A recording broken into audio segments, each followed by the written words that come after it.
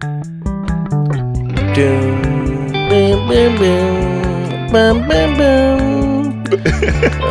our guest. Be our guest. Be our guest. Welcome to the Starship Enterprise. Welcome. Join us on the bridge tonight. Just like Disney intended. Yeah. Oh my God, Disney's gonna own Star Trek one day.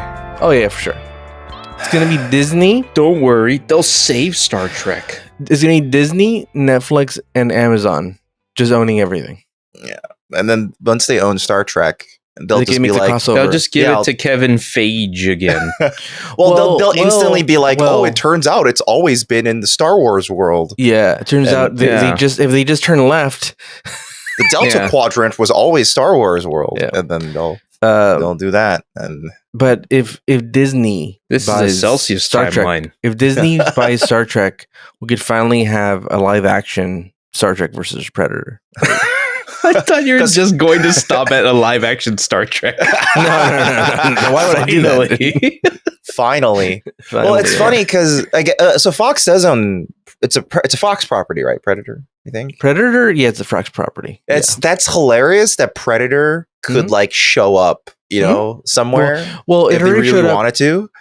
Earlier this year, they had it showing up on all the covers for the Marvel comic books. So it was like there's some cool stuff like Predator showing up and like Spider-Man. Just put 3 red dots anywhere, and there they are. There they are. Oh man, like just Phase 4. Hell yeah, dude. Hell yeah, dude. The Secret Invasion of Predators. Oh, it turns out they're all Predators. Fuck the Skrulls, man. Or the Skrulls. Yeah, Skrulls are we're gonna take dude. over. But then, like, as the Skrulls reveal themselves, red dots appear on them. And it turns out the Predators have been on Earth the whole time. That is so much sicker than the Skrulls. Yeah.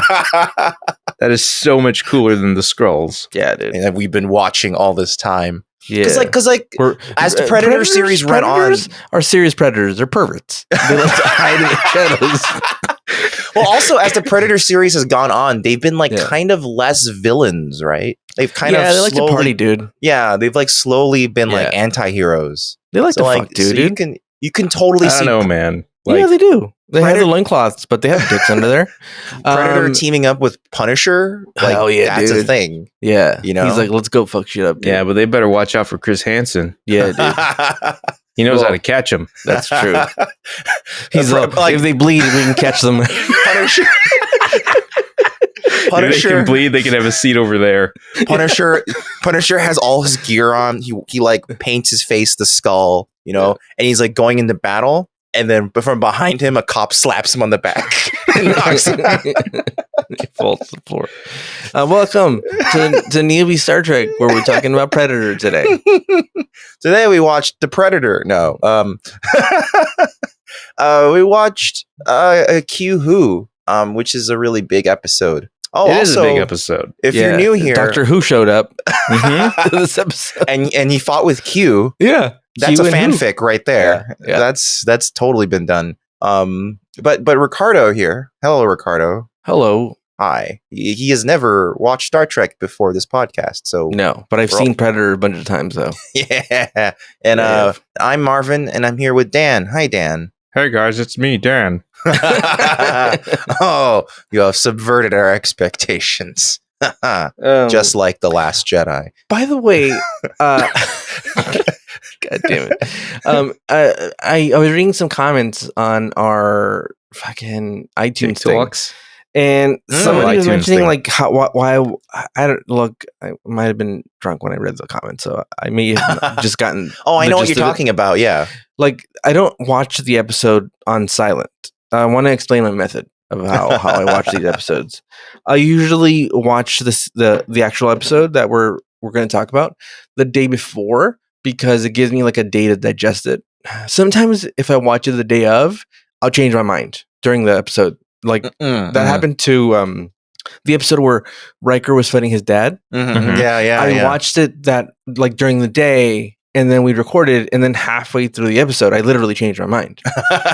Was because I just didn't have time to digest it and like really sit on it. And then talking about it, I was like, oh man, this is no good. Well, what did I say? I like this episode. First impressions make for a lot of, Yeah. So, but for the most part, I watched it the day before, and then while we're recording, I have it on in the background to kind of just remind me of what's happening on silent. That's the silent that's part. what Ricardo mentioned in one podcast. He's like, well, I'm watching this in silent right now, on mute right now. Yeah. Another thing, so that review is by Latchkey Kid Memories, which is a really fun. He's a great rapper. The thing that I had a question about, he said, I found a clip on Imgur. Like Imager. Imager. Is that how you pronounce that? I'm pretty sure that's how it's supposed to be pronounced. Because IMG is supposed to be short for imager. For image. I don't know. Imager. And I was like, how? Where we're out there, dude? Where were we on Imager? I heard someone that found us on YouPorn. Nice. There was a clip of our show on YouPorn. I mean, it was our audio, but the visuals were not us, dude. That'd be a hilarious porno where it's just porn otherwise, and it's just all the times we say the word fuck or bang.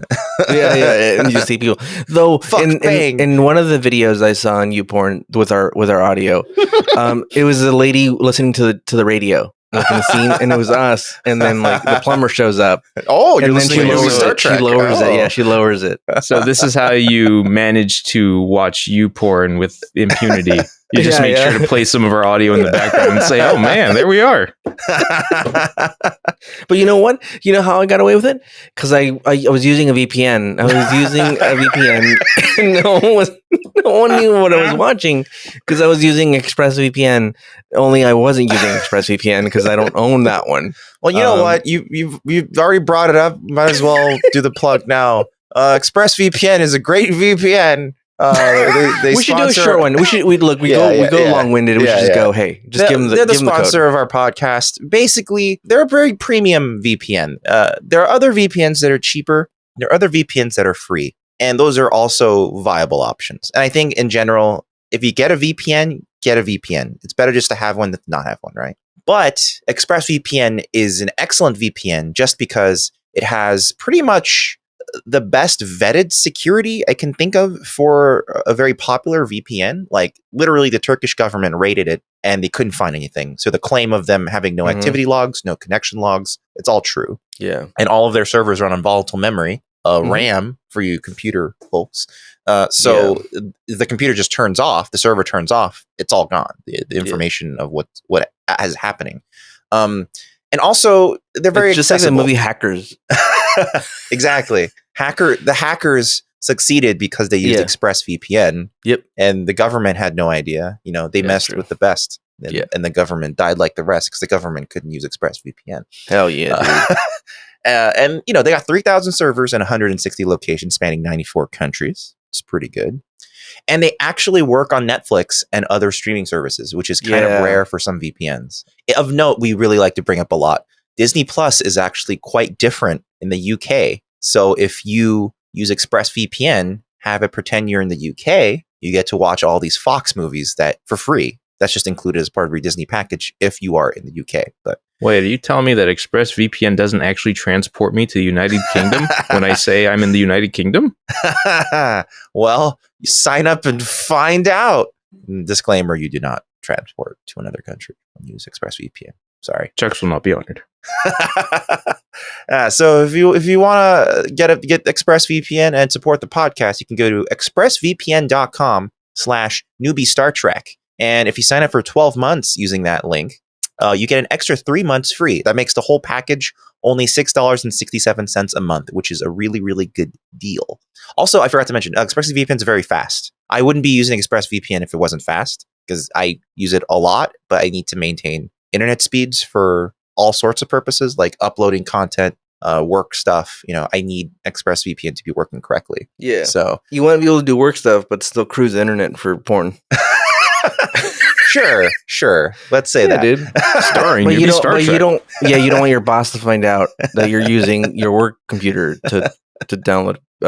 Well, it is newbie Star Trek porno. That's again the visual. The visuals are something else. There's a lot of layers of plausible deniability built in. So So again, that's expressvpn.com/newbie Star Trek if you want that deal. So thanks, dude. And you want everybody. that deal, guys? Come on, get that deal, dude.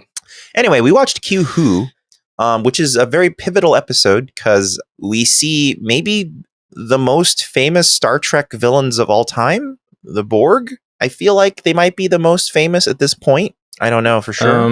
If not Khan, it's them. Yeah, the Borg are pretty. They're pretty in the public consciousness when they think of Star Trek. It's like basically it's Romulans, Khan, and the Borg.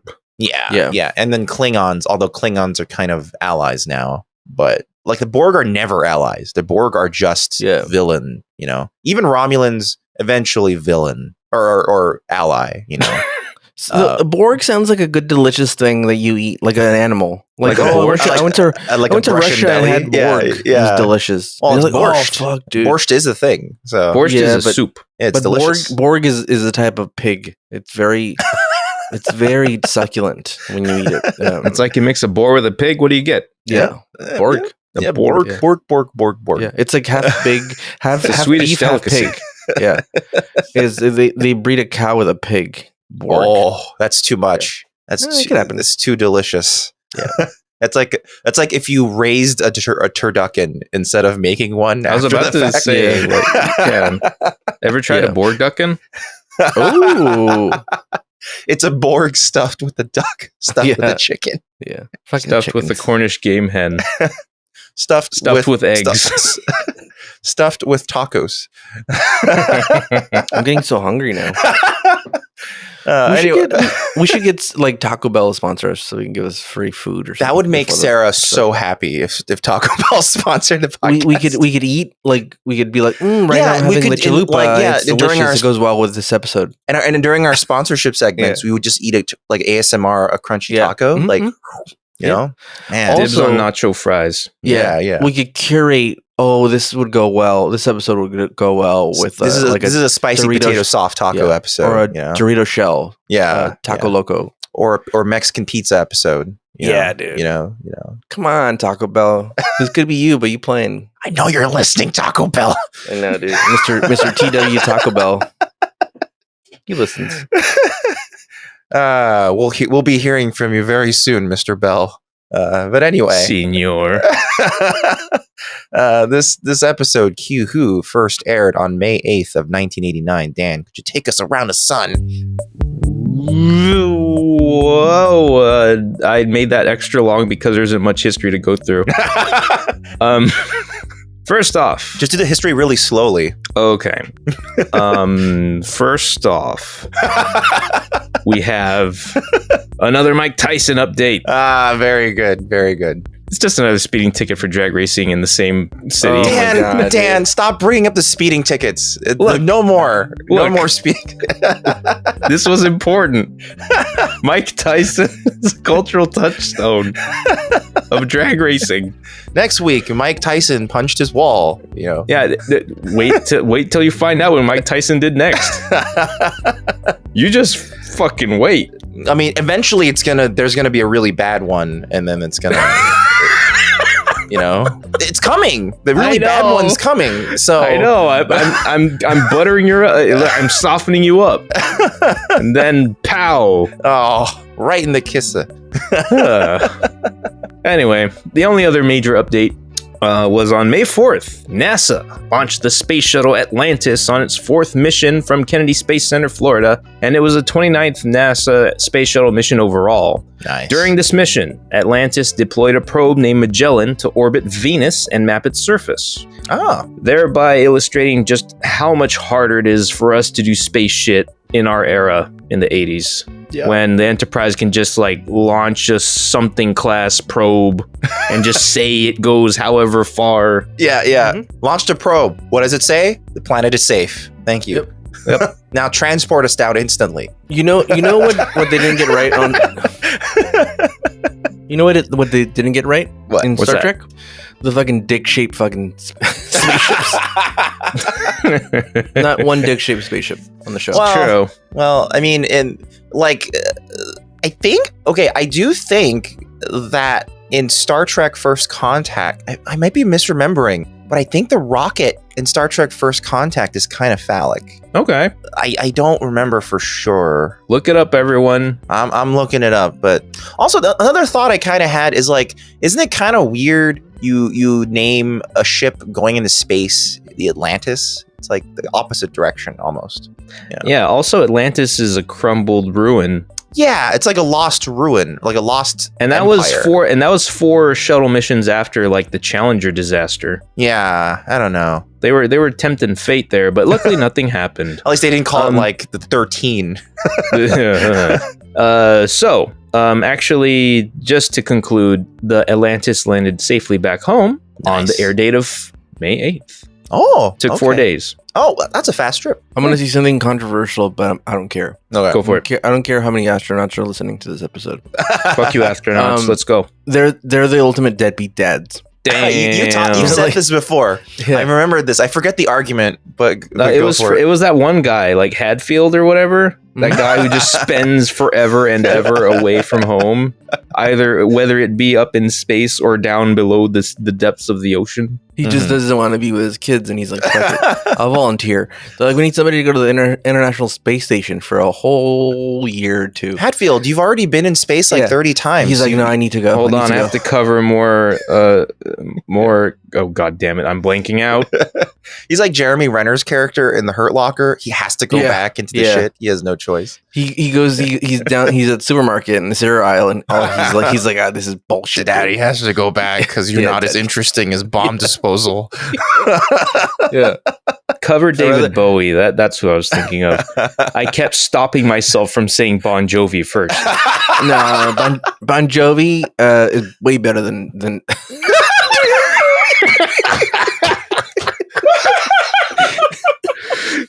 I couldn't even get through. You couldn't even finish. No, that's the best part. You couldn't commit.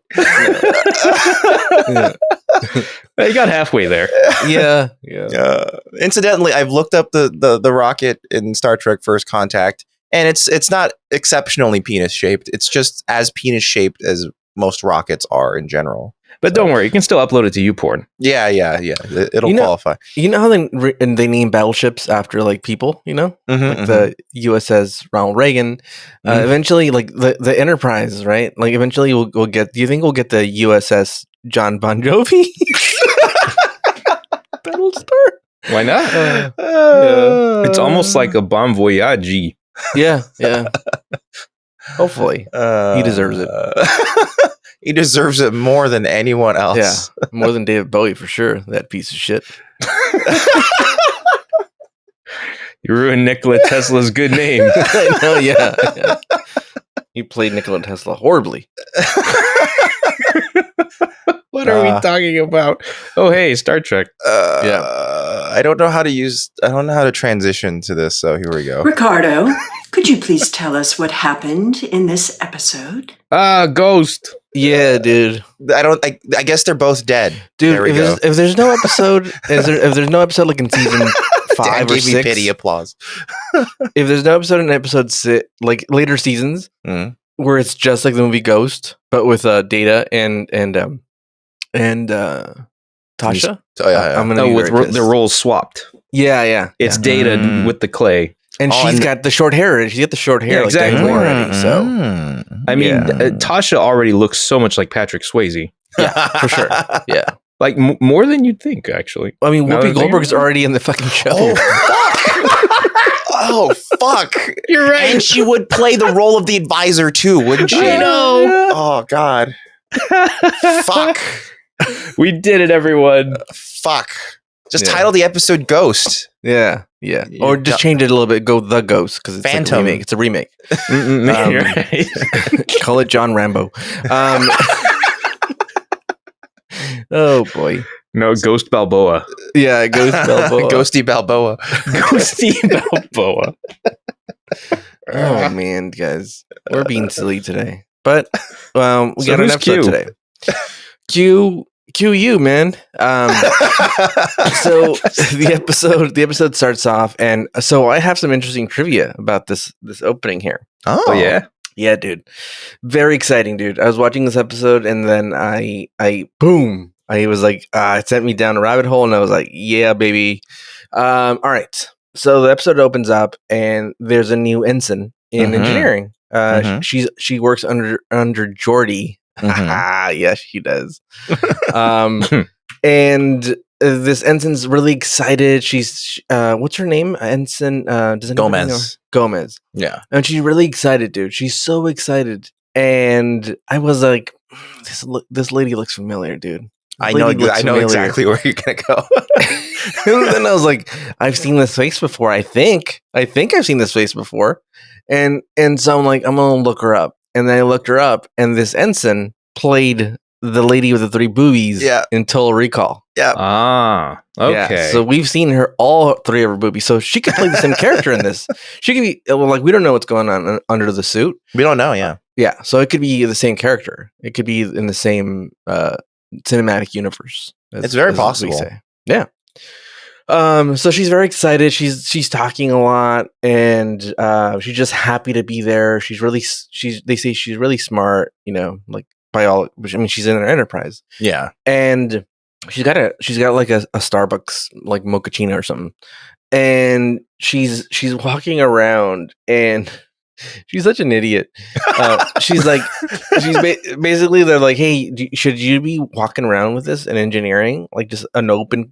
There's no top on that thing, and it's glass. What if you fall? Yeah, why didn't you replicate it into like a Yeti container or something? Yeah. Well, that seems to be standard replicator, like what glassware, like it just puts it in that by default. True. When you ask for things. I don't know why they do that. Maybe they're like, dangerous. Look, it's bad for the environment to just have all this styrofoam. Let's just go with glass. I just break it down, but when they're done, they actually put it back in the replicator. I guess so, and it takes it. So there's no waste actually. Yeah, you know who Sonia Gomez reminds me of? Ooh, who? The lady with the girl in Total Recall. This is one of my combined 2 celebrities, and you get this person sorts of things. Mm-hmm. So I think she looks like Maria Bamford mixed with Sarah Silverman.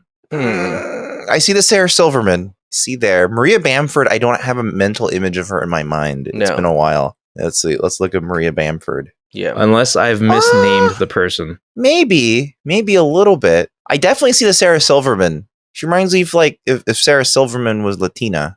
Yeah, I can see that working. Yeah. So she's basically like, oh, I'll get this coffee out of here, and then she turns and she spills the coffee all over Luc Picard. Yes, not Jean-Luc Picard, but Luc Picard, the new captain. The new captain of the Enterprise, and we've never seen him so pissed. Yeah, he's actually really pissed. And then it's funny because immediately Geordi's like, "Oh, I'm to blame 100%," and he's like, "Oh yeah." yeah. Oh yeah. Picard doesn't take it graciously. He's kind of like, yes, it is your fault. 100%. It's your fault, dude. You piece of shit. You can't see shit because you got that visor on. He says, yes, Ensign, it's all over me. Yeah. And then she tries to dry it up, and she's touching all of him, Yeah. Well, she uses nothing. She just rubs him with her hands. I know. That's not that's not how you alleviate wetness. Lady. Coincidentally, that's a clip I watched on YouPorn. You're just shoving the hot coffee more into the clothes and potentially burning his skin quicker. Yeah. McDonald's. Then again, maybe I shouldn't say anything because Q does exactly the same thing later and it works. Well, that's Q. So this episode, I thought I was gonna hate because I hate Q. I think he's a piece of shit. Mm-hmm. I think if this actor's not playing a character in Crank, I don't want to see him. Not interested. Like I said last week, this episode's not really about Q at all. Exactly, dude. It's about the lady with the 3 boobs. Actually, no, not at all. She's just forgotten midway through the episode. She's a really weird. It's a really weird aside. Is she coming back? Were they like trying to set her up as like a potential love interest for Geordi that just didn't work out? Okay, because it seemed like it. So what I think Sonia Gomez is, I think she is she's an attempt to replicate, the success of Miles O'Brien. I think they're trying to be like, oh, let's introduce random people here and there throughout episodes. And if audiences resonate with them, we'll bring them back for another episode. And we'll bring them back for another episode. Oh, they really like him. We'll make him a regular. Yeah. because that's what happened with Miles, and that was unexpected. So I think they were trying people out. I think they probably thought, oh, maybe Geordi could use a friend who isn't Data, because because Data is like very different, and he's not like a regular human friend who can like Geordi can just hang out with. So I think that's what they were trying to do. But as far as I remember, I don't think Sonia Gomez ever shows up again. Yeah, I don't think so. I mean, another thing that she could have been useful for is like kind of continuing on a general thread of Geordi, being able to lead others and mentor others. Yeah, I think that's specifically mentor others. Yeah, I think that could be one thing. Maybe she does show up again. I don't have a full memory of it. So that was a nice whistle out of your mouth. Yeah, so don't quote me on that. I'll quote you. Oh fuck! Out of context, dude. Whistle and all. Yeah. You are quite this good is what, and then Marvin said, me on. So yeah, I could see that. I could see that she was like they were just testing. It was test bubbles of characters. Yeah, I think that's what they were doing. Like, they were being like, oh, let's not. Also, like just in the sense of the way the Enterprise works, they wouldn't always interact with the same crew members all the time, right? Yeah, so true. Also, I think they got fan mail, and they're like, not enough women are touching the captain. And they're like, we'll solve it. Gene Roddenberry's like, I got it. This character is me. We need more. We need more dames in this show. Yeah. This character represents me. I've had this weird fantasy since I was young. I'd like to have more women pour coffee on me. Yeah. You think he saw? No, this Total Recall was after this, right? Yeah, I believe so. Yeah. So, anyway, so she tries to dry them. He tries to dry him, unsuccessful. And so the captain leaves. He's like, just easier if I just change, you fucking idiot. And he leaves. He goes down the hallway. He gets on the turbo lift. And then when it opens, he's like in a shuttle. He's like in one of the shuttles, and Q's in there. And he's like, hello, Clarice. Q is really a creepy piece of shit, dude. Like, sure is. I don't. Also, like, he just likes to fuck with people. He's like the Riddler. But he kind of he's kind of some versions of the Riddler. In this episode, he ends up being kind of creepy. Yeah. More so than the other episodes. At one point he whispers in Jean-Luc Picard's ear. He's like, "Oh yeah, true." Mm-hmm. And it's really creepy shit, dude. And there's one shot where he's in the observation lounge, I should say. Yeah. And later, where he's like lit like a Coen Brothers movie. I will say this episode, I noticed that the Rob Bowman episodes, and this is one of them. Rob Bowman, if you're a new listener, we've talked about him before. He's directed a couple of the. I think he might have even directed Measure of a Man. I think. I believe he did. Yes, but he went on to direct the X-Files movie, the first one, the good one. And I think that he has a very cinematic eye. And he intentionally really kept trying to up the ante on how good the show can look. Yeah. And this show has a lot of cool cinematic shots that they're even close-ups, but they feel cinematic as opposed to like TV close-ups. It wasn't Rob Bowman; it was Robert Shearer who directed. They're Measure probably of cousins. So there's that shot where he goes over to the turbo lift, and it's like a Steadicam falling right on his shoulder. Yeah, that's like it stands out. We like Sarah and I when we were watching it, we immediately went, "Oh, it's a very different shot." Than you would see in the show usually. 100%. Yeah, and so Q dries him up. He waves his little hand on his crotch and dries him up, and then they fly out. They're already like in the middle of nowhere. Like they're nowhere. They're not in the ship anymore. Yeah, right. And the episode starts. I mean, the credits roll on this episode, and you have more like talking with like the lady, the ensign, and she's basically just tells him like the story, like, hey, like, Geordi like calms her down. It's like, hey, you don't have to talk so much. You can just cool down, dude. Just be cool. Yeah. Be cool, dude. Be like Fonzie. And she's like, what the fuck is Fonzie? She's like, she's like, let me tell you, dude. This guy was amazing. Anyway, it's a romanticization of the 1950s. Yeah. And definitely you could see that there's like chemistry there that I was like, oh, okay. I honestly thought like this was going to be like the C storyline where like Geordi falls in love and then she dies. Like the Borg kill her. Oh, okay. That could have been interesting for stakes. Yeah. And like I thought like, oh, he's going to like be into her like fall kind of quickly, not in love, but fall for her, and then the Borg just fucking shoot her, dude. And then he's like, "No, that's why I'll never love again." And then for the rest of the show, he never talks to another woman. He's like, "I'll never forgive the Borg," and he becomes like super vengeful. Yeah, he's like, "I see a Borg and I kill the man wearing one." And then he renounces his visor because it reminds him of technology. Yeah. He just puts like a sash over it, like, blood sport style, dude. And he remembers all the training that he did when he was a kid. And he just walks around like, like, hands out, or like kung fu hands out, like he knows and where everything is. He keeps yelling like that.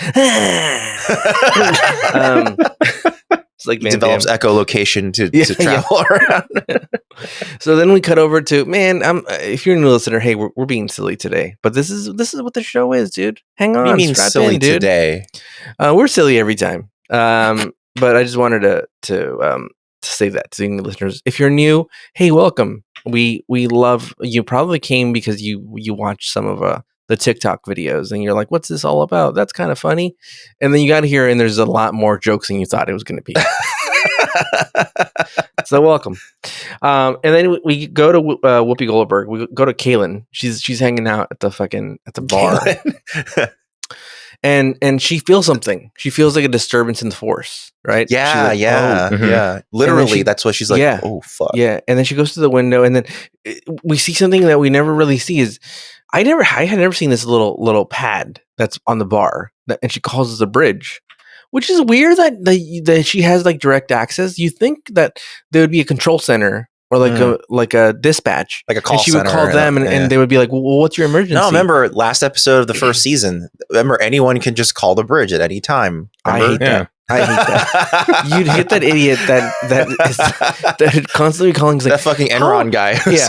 How long until we get there? Is it like soon? Because this is the thing. I'm like making some eggs, and Riker's gonna come over show me eggs, and I want to know how long it's gonna take to get to this new planet or space station we're going to.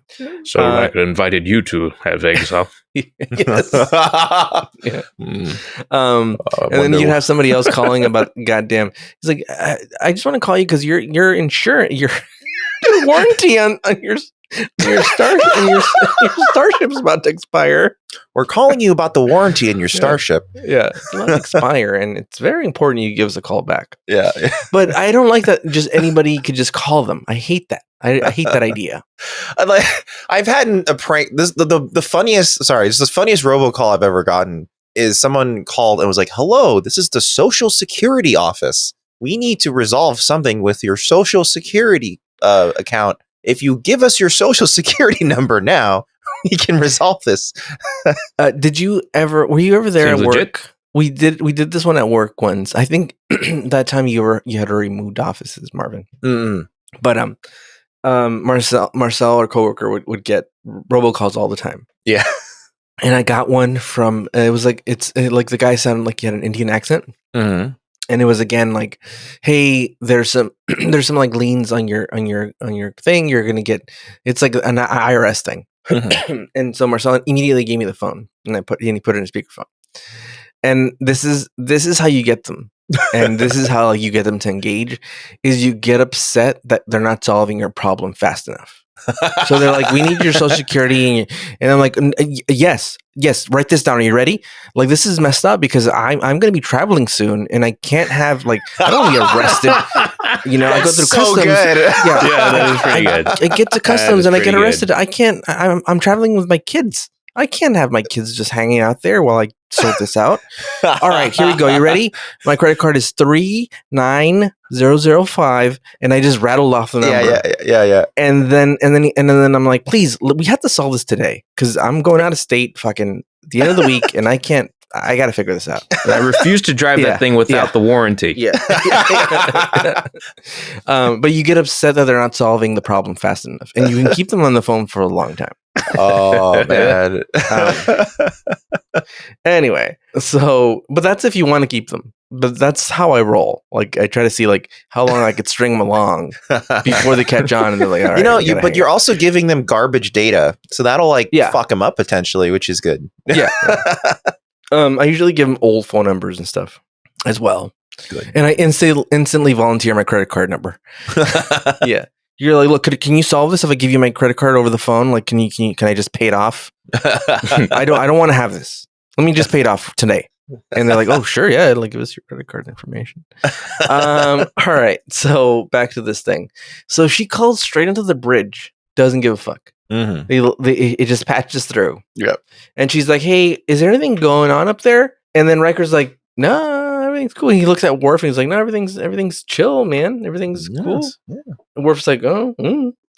And he's like, what do you ask? And she's like, not sure. See you later. Which is the worst type of phone call to get. Hey, is everyone alive up there? Yeah. Why? Nah, never mind. I'll see you later. And then she hangs up. And then she says this thing. She's like, oh, I've had a couple. I felt this feeling a couple times before. Mm-hmm. And instantly I'm like, what?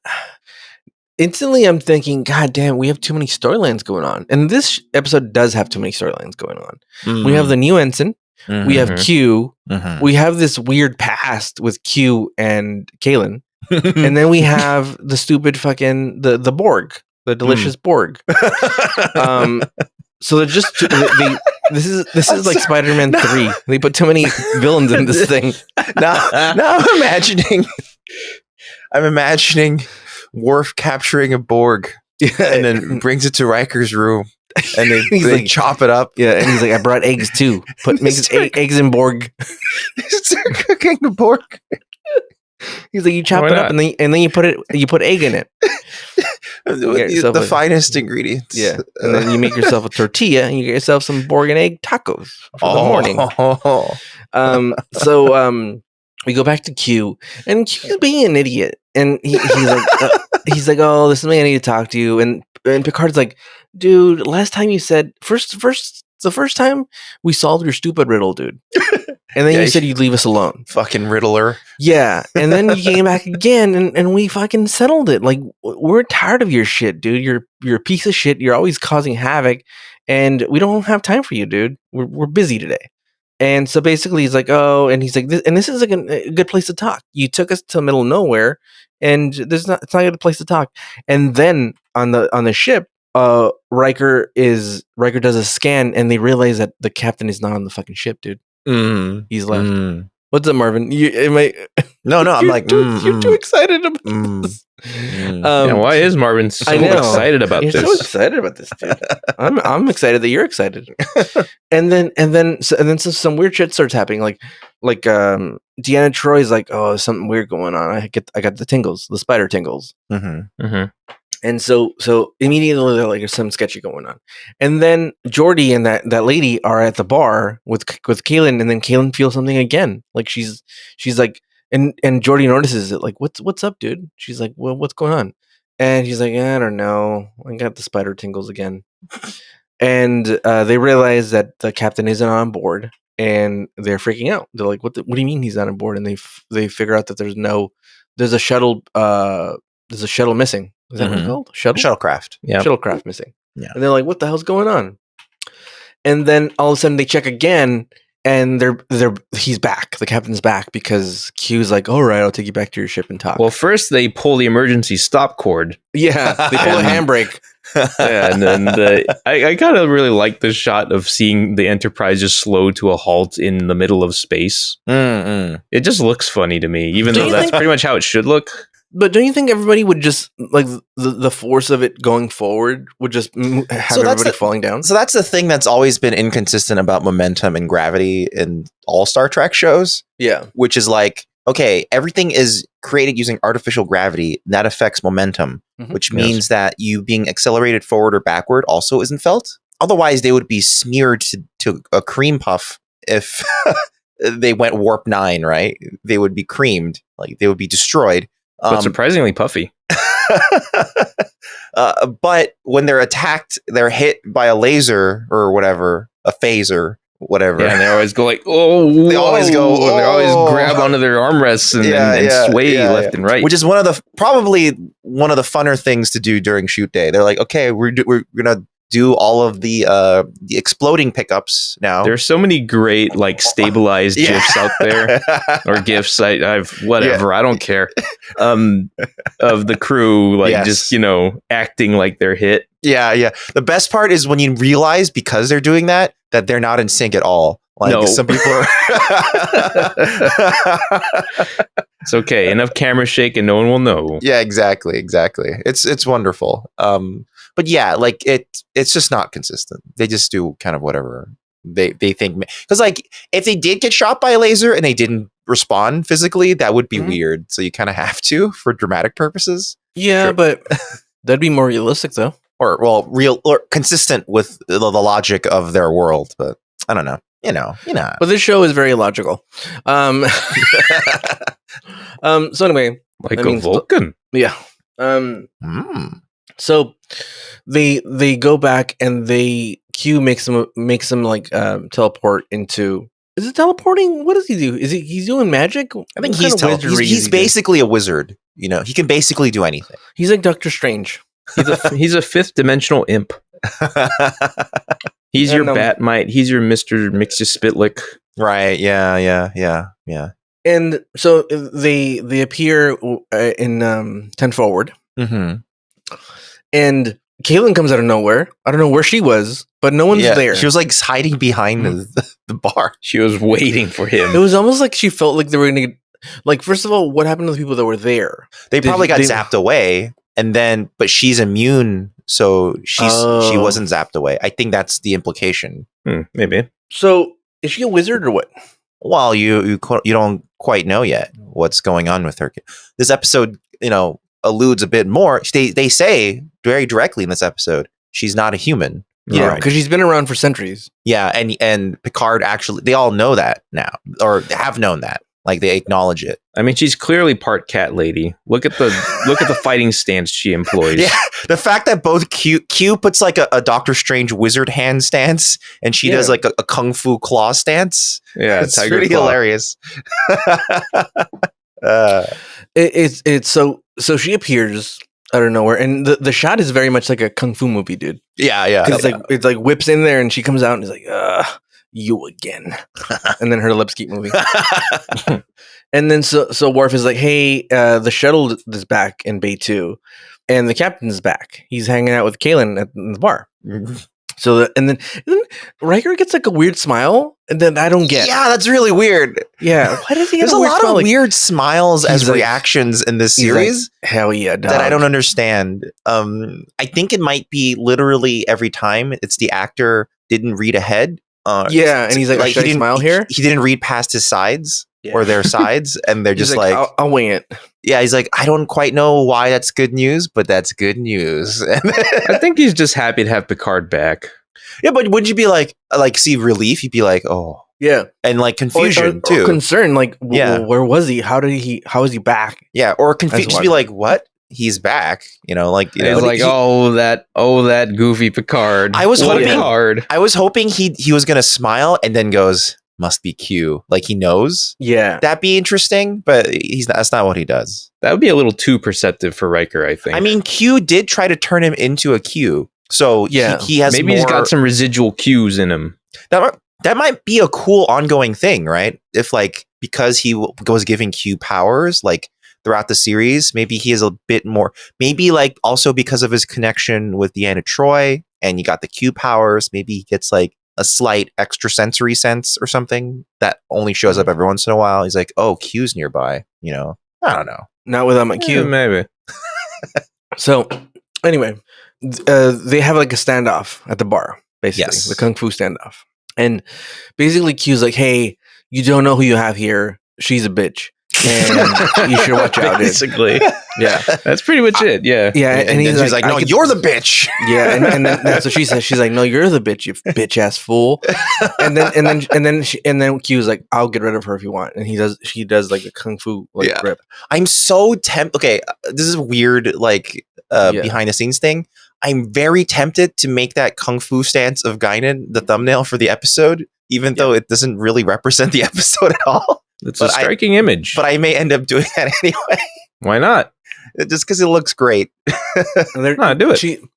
She's doing the old to bring it back. She's doing the old Total Recall alien fingers. Yeah. The 3 fingers. Yeah. And the alien fingers were these, like 4. I remember because as a kid, I always thought, yeah, because Yeah. that. I always thought that was cool. The middle one, Like the Mega Man Robot Master. Yeah, like that. Yeah. Yeah. And so he's like, "Oh, Kaylin, you fucking bitch!" And then he's like, "Hey, stand down, dude. Both of you stand down, dude. Put your kung fu fingers down. No one's gonna fight here. There's no wheatgrass for you guys to fight in." Quit fingering. Yeah. So they bring their fingers down, and basically, like Riker and Worf show up, and Worf is like growling. And I'm sorry, I'm primarily laughing because there's a really big fingering thing that comes up in this season. That line would be perfect for. We will deploy it when the time is right. Sorry, continue. Deploy fingering. So so basically they're like, "Yeah, stand down," and then Worf takes off, and basically they're like, "Oh, it's revealed to the audience and to us that Kaylin is really old. She's been around for centuries, and it's just she's been around forever." Yep. And so Picard's like, "All right, so what the fuck do you want, Q? Just tell me what you want and get the fuck out of here, because you're always here with your riddles, and I don't like it." And basically what Q wants is to be part of the crew. That's it. It's pretty simple. And I feel like we've done this before. You know what I mean? Like, wait, hold on. One crucial detail. Q also reveals that he was kicked out of his Q club. Yeah. Which I was getting you don't know for sure if that really happened. He could be lying. True. But he has no reason to lie about that. And last we saw him, he was like making a big show of like, "Oh wait, no, whoa," and then he just disappeared. They grabbed him and like kind of took away. So yeah, he might have been kicked out. Do you think it's because he couldn't recruit Riker? I think it's because he was being too much of a shithead, and the Q continuum was like, "What are you doing, man?" And then do we ever meet more Qs? Oh, you'll see. So yes. Okay. And when Guinan hears that, he's been kicked out, she's like, "Oh," she has this reaction shot. Yeah. Like, "Oh, great, he's gonna be worse now." No one's. Maybe. It feels weird, but. And she's like, not all Qs are as shitty as this guy. Yeah. She's like, "Hey, they could be cooler, but this guy's just a piece of shit." Mm-hmm. He's like the Loki, he's always fucking around. Yeah, Sure. He could be the Loki of the Q Guardians. Yeah. And so he's like, "Hey, I've been kicked out, so I'm looking for a new gang. I'd like to join your gang and be an underling." And he's like, "You don't have to give me rank or special treatment. I just want to join the gang." And they're like, "No, well, it's just like." They put forth like weird scenarios, like it just wouldn't work out with us. It wouldn't work out. Even offers to give up his powers. Yeah, Yeah. which is crazy. Yeah, Oh. which makes you question like what the hell's going on with this guy. Yeah, And then Guinan's like, "Ugh," like she's so done with this dude. yeah. Yeah. She's like, "Fuck this fool, I'm out, dude. I'm gonna go make some more blue milk." And so she goes and stands next to Picard, and she's basically like, "Do not fall for this." Like basically, like her look is like, "Don't let him in. He's a piece of shit. He always was. He always will be. He got kicked out of the other people. They're the most tolerant people in the world. Those Qs. Yeah. And he kicked him out. He's a piece of shit. He wasn't fingering right." So basically Picard goes, no, I'm not gonna do this. This is a no-go. And then Q gets fucking upset, and he's like, "Oh yeah," and he's like, well then let me do this, and he snaps his finger and he sends him on a twirly thing like Doctor Who. I mean, that's what it's called, Q Who. And then when they stop, do you think that since the ship is spinning, that everyone would be against the wall? Because again, it's at a dead stop. The ship is at a dead stop, and then it just starts spinning like crazy. Yeah, it spun quite hard. Yeah. And then it ostensibly traveled faster than warp 10 could take them. Yeah, it traveled faster than the speed of light. So there's that. Well, that's what warp is, than anything, right? Generally speaking. They traveled near instantaneously 7,000 light years away. So that's pretty hardcore. Because I think warp 10 is 10 times the speed of light. But it's also the one that's, I think there's like power scaling with that, right? Didn't we look that up once? There's so many different definitions of warp 10 because... What do you mean? Because like, depending on the continuity, warp 10 means you're occupying the entire universe at all times, or it's just one of the speeds. There's actually a warp 11, 12, 13, you know, like it's not consistent. So I don't know. And for some reason, like going around this, like we always say in our thing, going around the sun is so fast. Like that's warp 10, which doesn't make a ton of sense, but going warp 10 may take you back in the past. So I don't know. Superman can fly at warp 10 because essentially he was going warp 10. Yes. Damn, dude, he's fast. He just loves Lois so much, though. Yeah. No, Khan.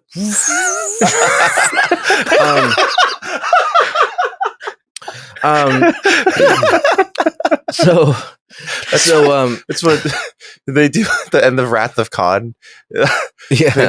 Kirk is so angry that he just runs around the planet. Yeah. No, he takes the Enterprise. The Enterprise just goes around the planet super fast. So fast. Warp 10. So and then it just everything's the earthquake restarts itself.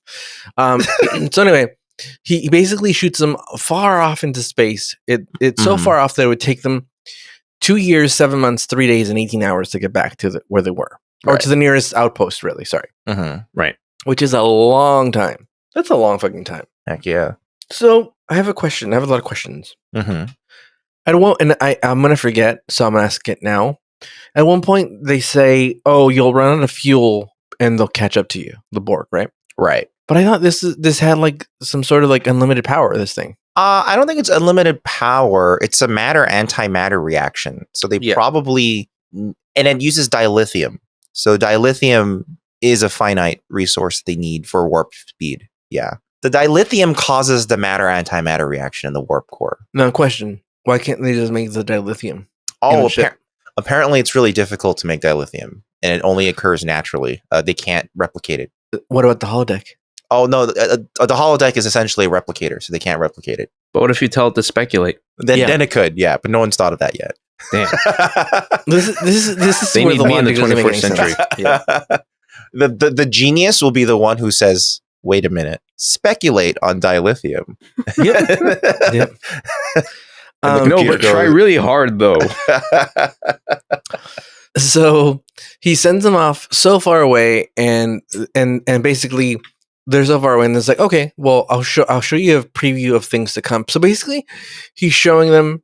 By the way, look my what favorite you'll be dealing with in one whole season. Yeah, essentially. Basically, they were like, let me give you a preview of how people you would eventually run into, right?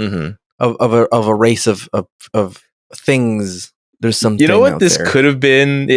I'm pretty sure that's not actually the case, but it would be hilarious if this was a case of, yo, TNG is in danger of getting canceled. We need to like show our hand now and entice people. Yeah. What's coming? So actually, it's that Maurice Hurley wanted to have. Maurice Hurley wrote this episode, by the way. Right. And Maurice or Maurice? Maurice. Momo. Often called Maury in the show. Maury Povich. Yeah, exactly. So he was he wanted to start writing more in a way that it just alluded to things coming up more often. He wanted, remember the what is it called? The Traveler. You mean the Vortex Double Picard episode?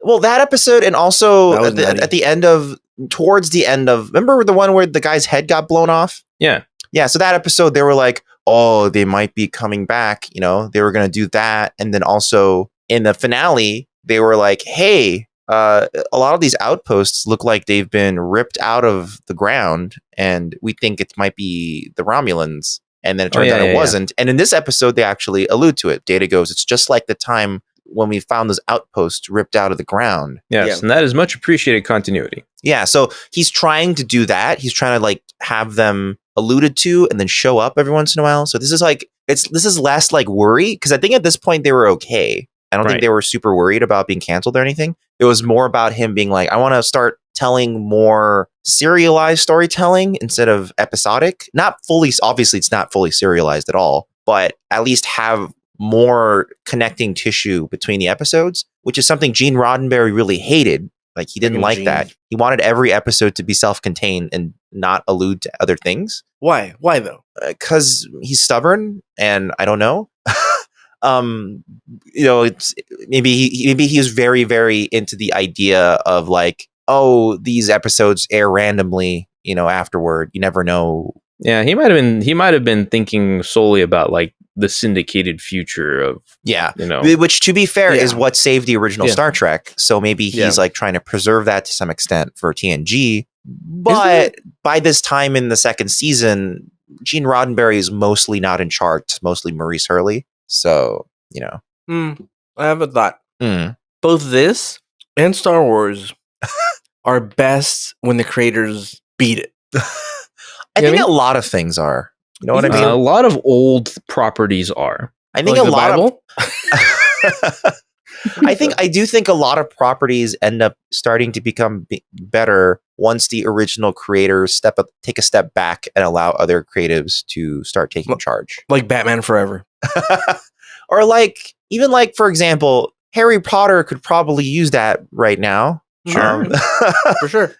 Or even let's say, even comic books, Yeah. like Stan Lee was in charge.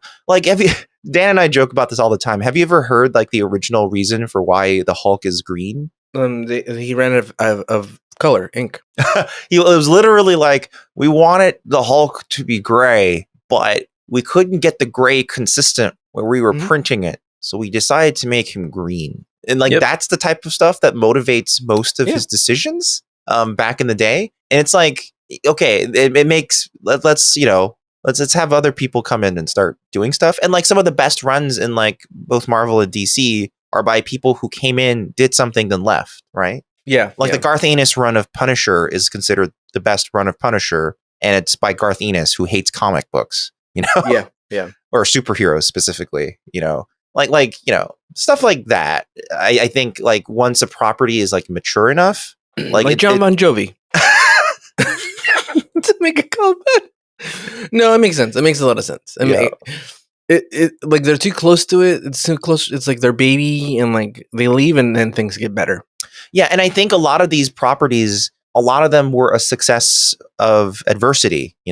Star Wars is definitely a success of adversity. It would. I mean, George Lucas, not just on set did he have limitations which prevented him from he originally wanted Han Solo to be a lizard person, right? Yeah. Which is, thank God he's not. Thank God he's Harrison Ford, which is a huge selling point of the movie. Yeah. Wow, racist. And then his wife basically saved it in editing, right? So it's all those wipes and stuff, it's just her fixing the movie. It's not a style choice. So, so that's why she got half fortune.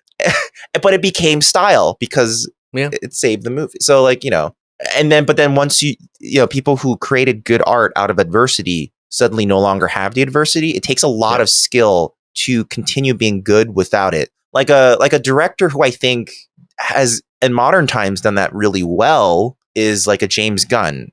I think James Gunn, even though he came out of Trauma and making indie films and writing for random things here and there. Yeah, now he's given budgets and allowed to do whatever he wants, and he still ends up making pretty decent movies. Yeah, they're not Terrence Malick movies, but he knows how to handle nothing is like fucking Terrence Malick, podcast and Terrence Malick. Yeah, dude. Terrence Malick is the greatest living American artist that ever lived. Yeah. So he should have directed even better than Bon Jovi. Yeah.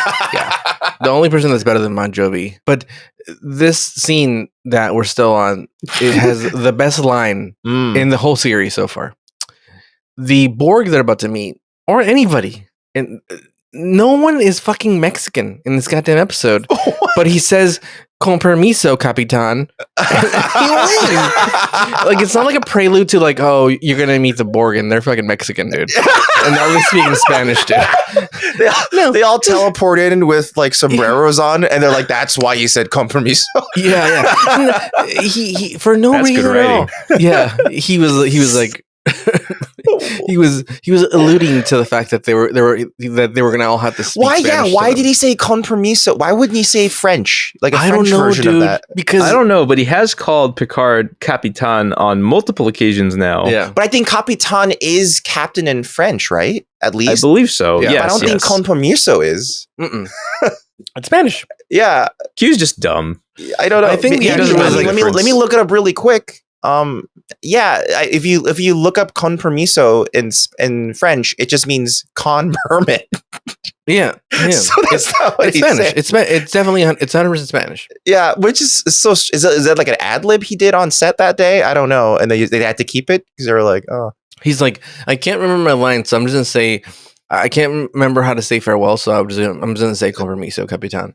Like, in fairness, I think that all the times he's uttered Capitan before has had more of a Spanish accent than a French accent.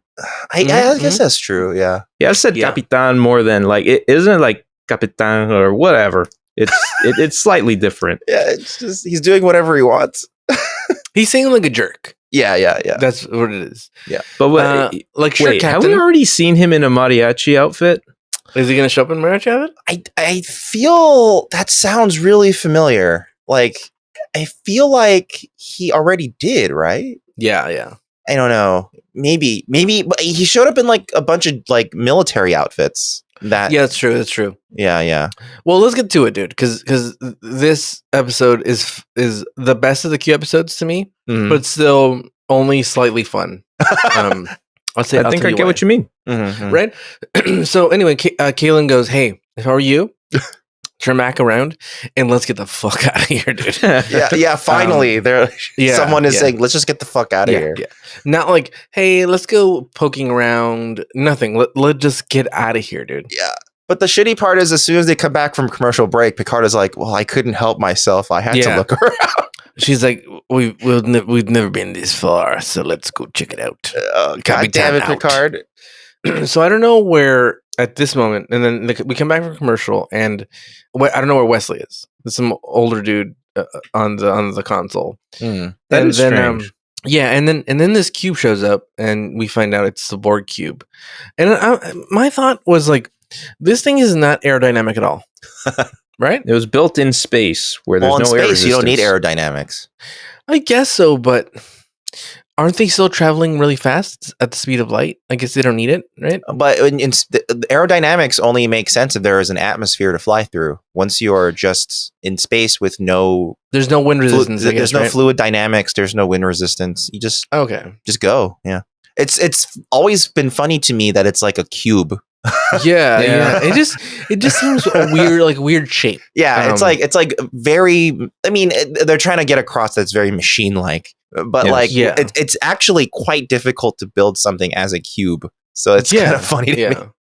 That it's always a cube. But So they don't follow Kaylin's advice, and they poke around and they find the cube, and then they go, "Hey, Kaylin, get on the fucking computer and look at this thing, dude. Isn't that weird?"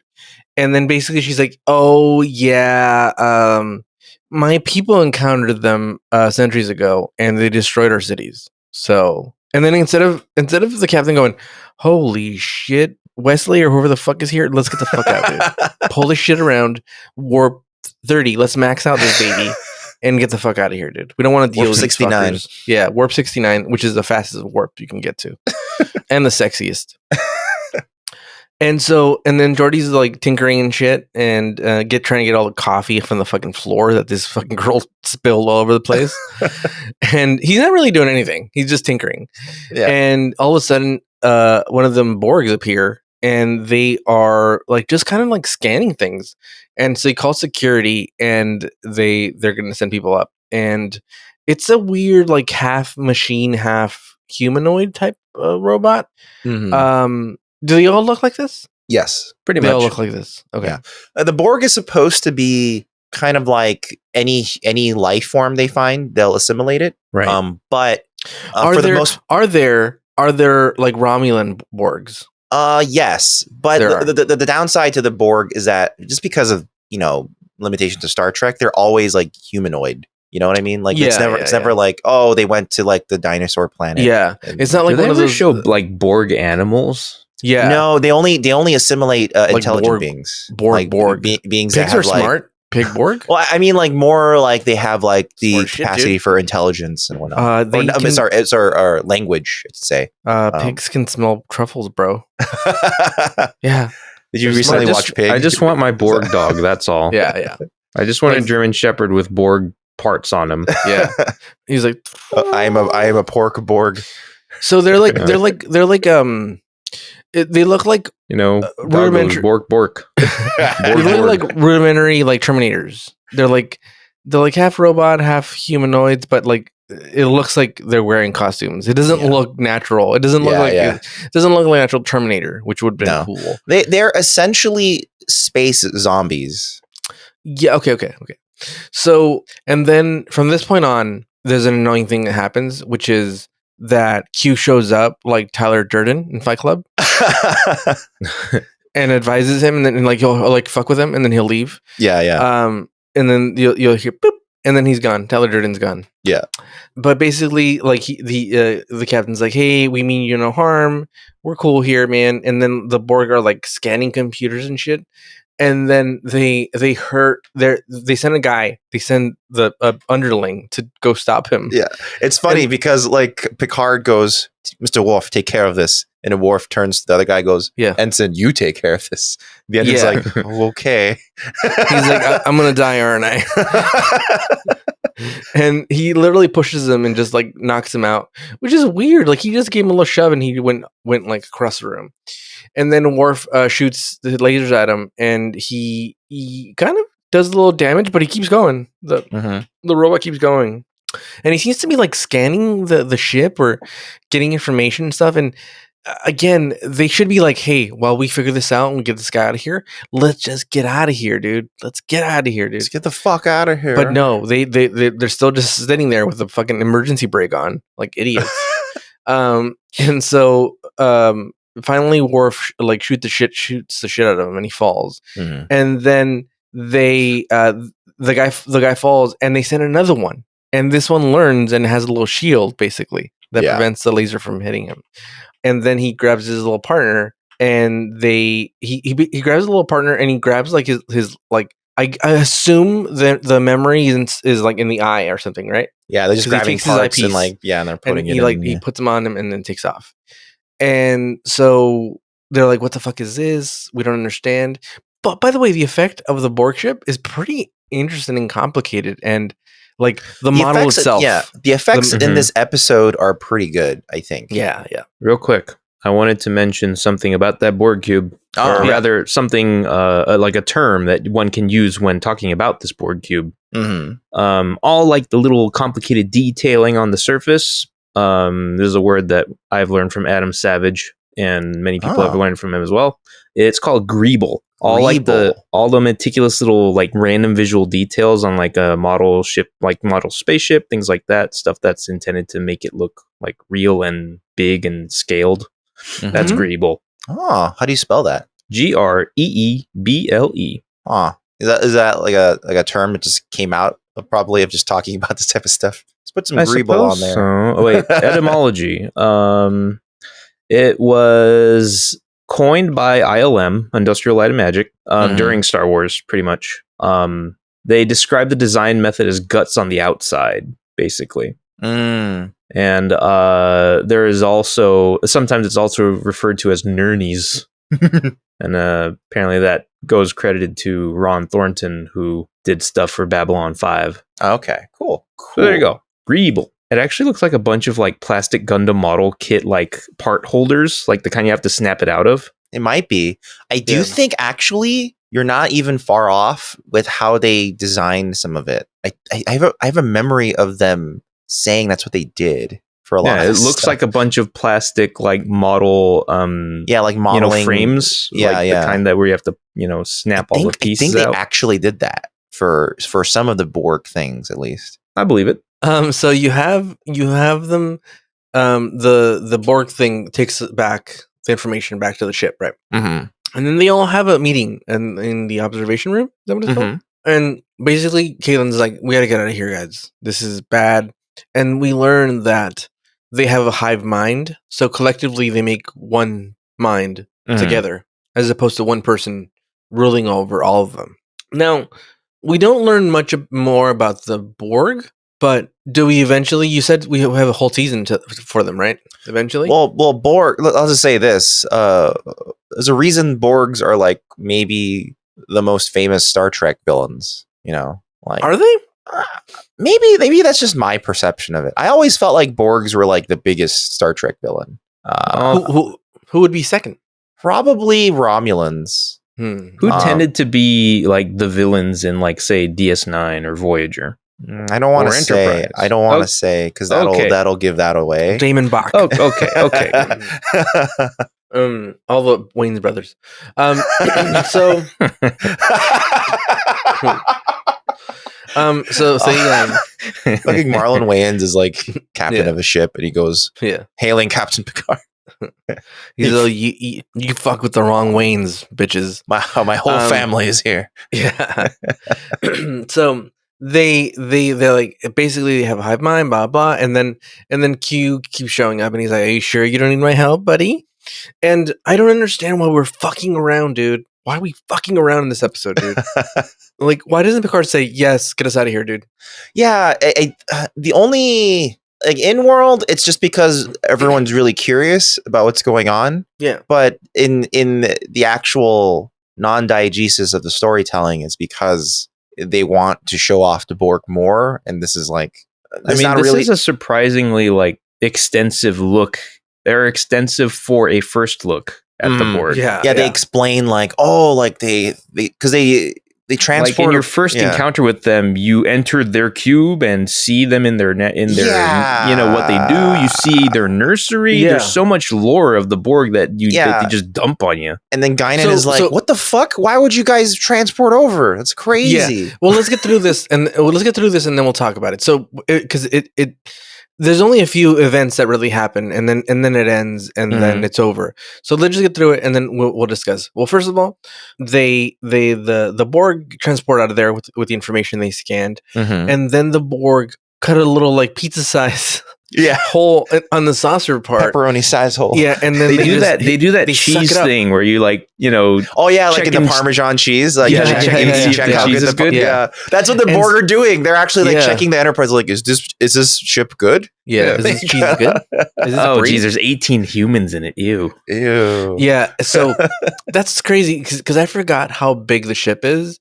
So when they pulled it out, I'm like, oh my god, that looks like whole rooms. And then I realized, like, oh my god, they are, and that's pretty detailed that they were able to get. Yeah, it's pretty cool. Yeah, the special effects are great in this episode. Again, it looks like a movie. This episode. Yeah. And then you find out that 18 people died. Yeah, they're dead. There's one dude watching the fucking harp ladies that was just trying to have a fun time. It's like, and all of a sudden he's like, oh no, and then he just gets sucked up into space, dude. And he's like, I should have been using the holodeck. Yeah. So anyway, they get sucked up, and they're like, oh fuck, we've lost 18 people. And then so they shoot the shit out of the fucking ship, and they put a big old hole in it, huge hole in it. Yeah.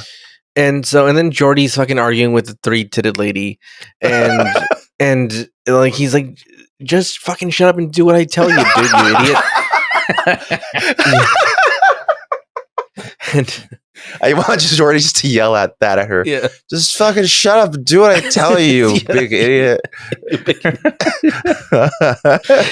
And so they have another goddamn stupid meeting, and a lot of meetings. There's too many meetings in this episode for things that are happening so fast. Like they're like, all right, okay, they have the battle, right? Because it's a battle, like because they're caught on the tractor beam. Yeah. They shoot a laser through it, right? The phaser, right? Yeah. It heavily damages the cube, right? Yeah. So if I was the captain at that point, I'd be like, keep firing, blow them out of the sky, fuck them up, you know? Like, why not? They attacked us with militant intent. Yeah. We are destroying them. You know? Yeah.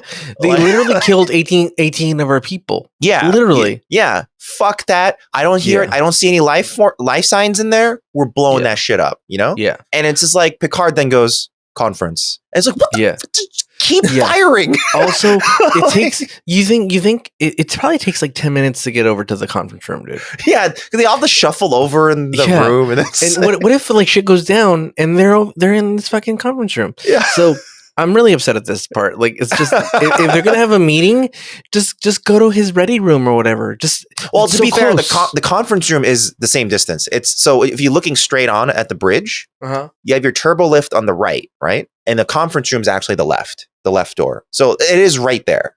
But they shouldn't leave the bridge. Is my thing. Like, you're in the middle. Your battle is like huddle. Yeah, the battle's not really over right now. You shouldn't leave, in my opinion. Yeah, but we're only in the refractory period. So Dan, I lost Dan. I'm sorry, Dan. So they're talking to Q this time, and Q's like, you just gotta ask for my help, and then I'll fucking show up, and blah blah. And then Picard's like, dude, 18 people of our friends died, dude. Is this one of your illusions? Is this fucking fake, you piece of shit? But then they're like, no, this is real, dude. It's not a fucking hologram. We're not in the fucking whatever that room's called, the holodeck. Mm-hmm. Which I want that episode where someone wakes up and they think all these things are happening, but they're just in the holodeck. And it's like eternal spotlight of the sunshine, or whatever it's called. Eternal spotlight of the sunshine. I like that. That's potentially the sequel title. Yeah, it's eternal spotlight of the sunshine mind.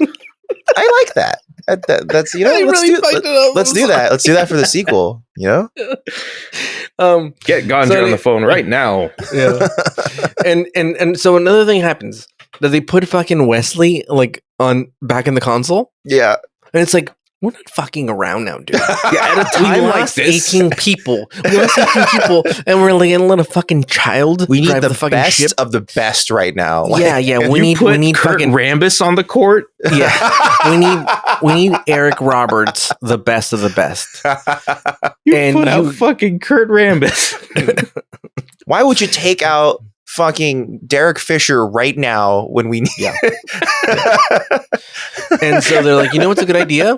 Is if while nothing's happening, we send over Data, Worf, and Riker, my 3 best people, because we didn't just see them just fucking beat the shit out of another guy, random guy. We're gonna send 3 of our best over there and leave Wesley driving the ship like a fucking piece of shit, and we'll be back. Right. And so they get zapped over there, and they see how we get a little preview of the Borg. So they're all plugged in. They're like plugged in like iPads. They're all plugged into their little hubs, and they can't see them. By they, I mean the Borg can't see the people of the Enterprise, right? Yeah, or if they can, they just ignoring them completely. Yeah. And we later find out is because they're collectively using their mind to fix the ship. So they're like on low power mode, because they're all their energy is being diverted to the fixing of the ship. And so some of the Borg are just literally walking around them, but not noticing them. And then they realize, and then there's a really cool shot that it's kind of like a medium shot, and it widens, and it's like a model, and it's a huge. You see, like it's just rows and rows and rows of fucking Borg. So that's one of the best. It's like a great matte painting shot as they pan over, and it's a like really good shot. It's like the ending of Raiders of the Lost Ark.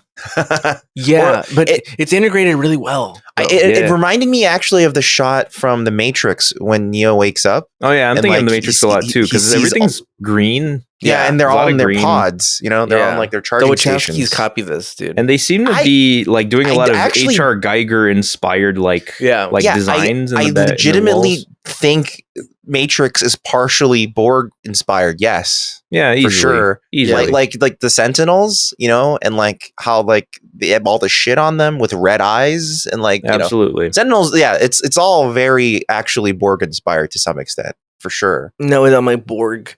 And then they go to a different room and they see the babies that are like basically humanoids. So they basically are cloning babies, and then so they start off human basically, and then make them into, as they grow, they make them into zombies. They put more parts on them. Yeah, which is sad because they're basically breeding humans to kill them. Basically, right. I did think it was adorable that because they can't actually put all this shit on a baby, It's just like it's clearly like a little knit cap they put on it, and then with like a cable coming out, and they put like a thing on his chest. And it was like, we're done. That's good. Like, the babies that can't stand still enough for us to put a bunch of makeup on.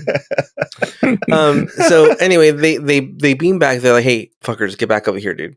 Yeah. And then they beam back, and they realize that they just got to get out of there, dude. So they're like, they beam back, and then they fucking start going. A thing that they should have done fucking like an hour ago instead of having meetings. But they're going really fast. Yeah. And then they have the screen, and they see that the reason that they weren't noticing them is because they were rebuilding the ship. And as they're going really fast, it's still rebuilding as the ship's flying. Yeah. Which is really cool. Yeah. Yeah. And so they're shooting everything they can at them, and then they keep catching up, and they get closer and closer. And they're at warp 10. They got the pedal to the metal, dude. And these guys are just getting closer and closer.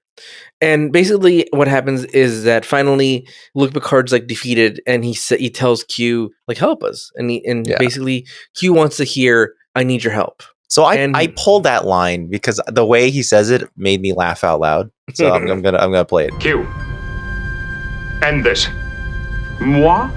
What makes you think I'm either inclined or capable to terminate this encounter? If we all die here, now, you will not be able to gloat. You wanted to frighten us. We're frightened. You wanted to show us that we were inadequate.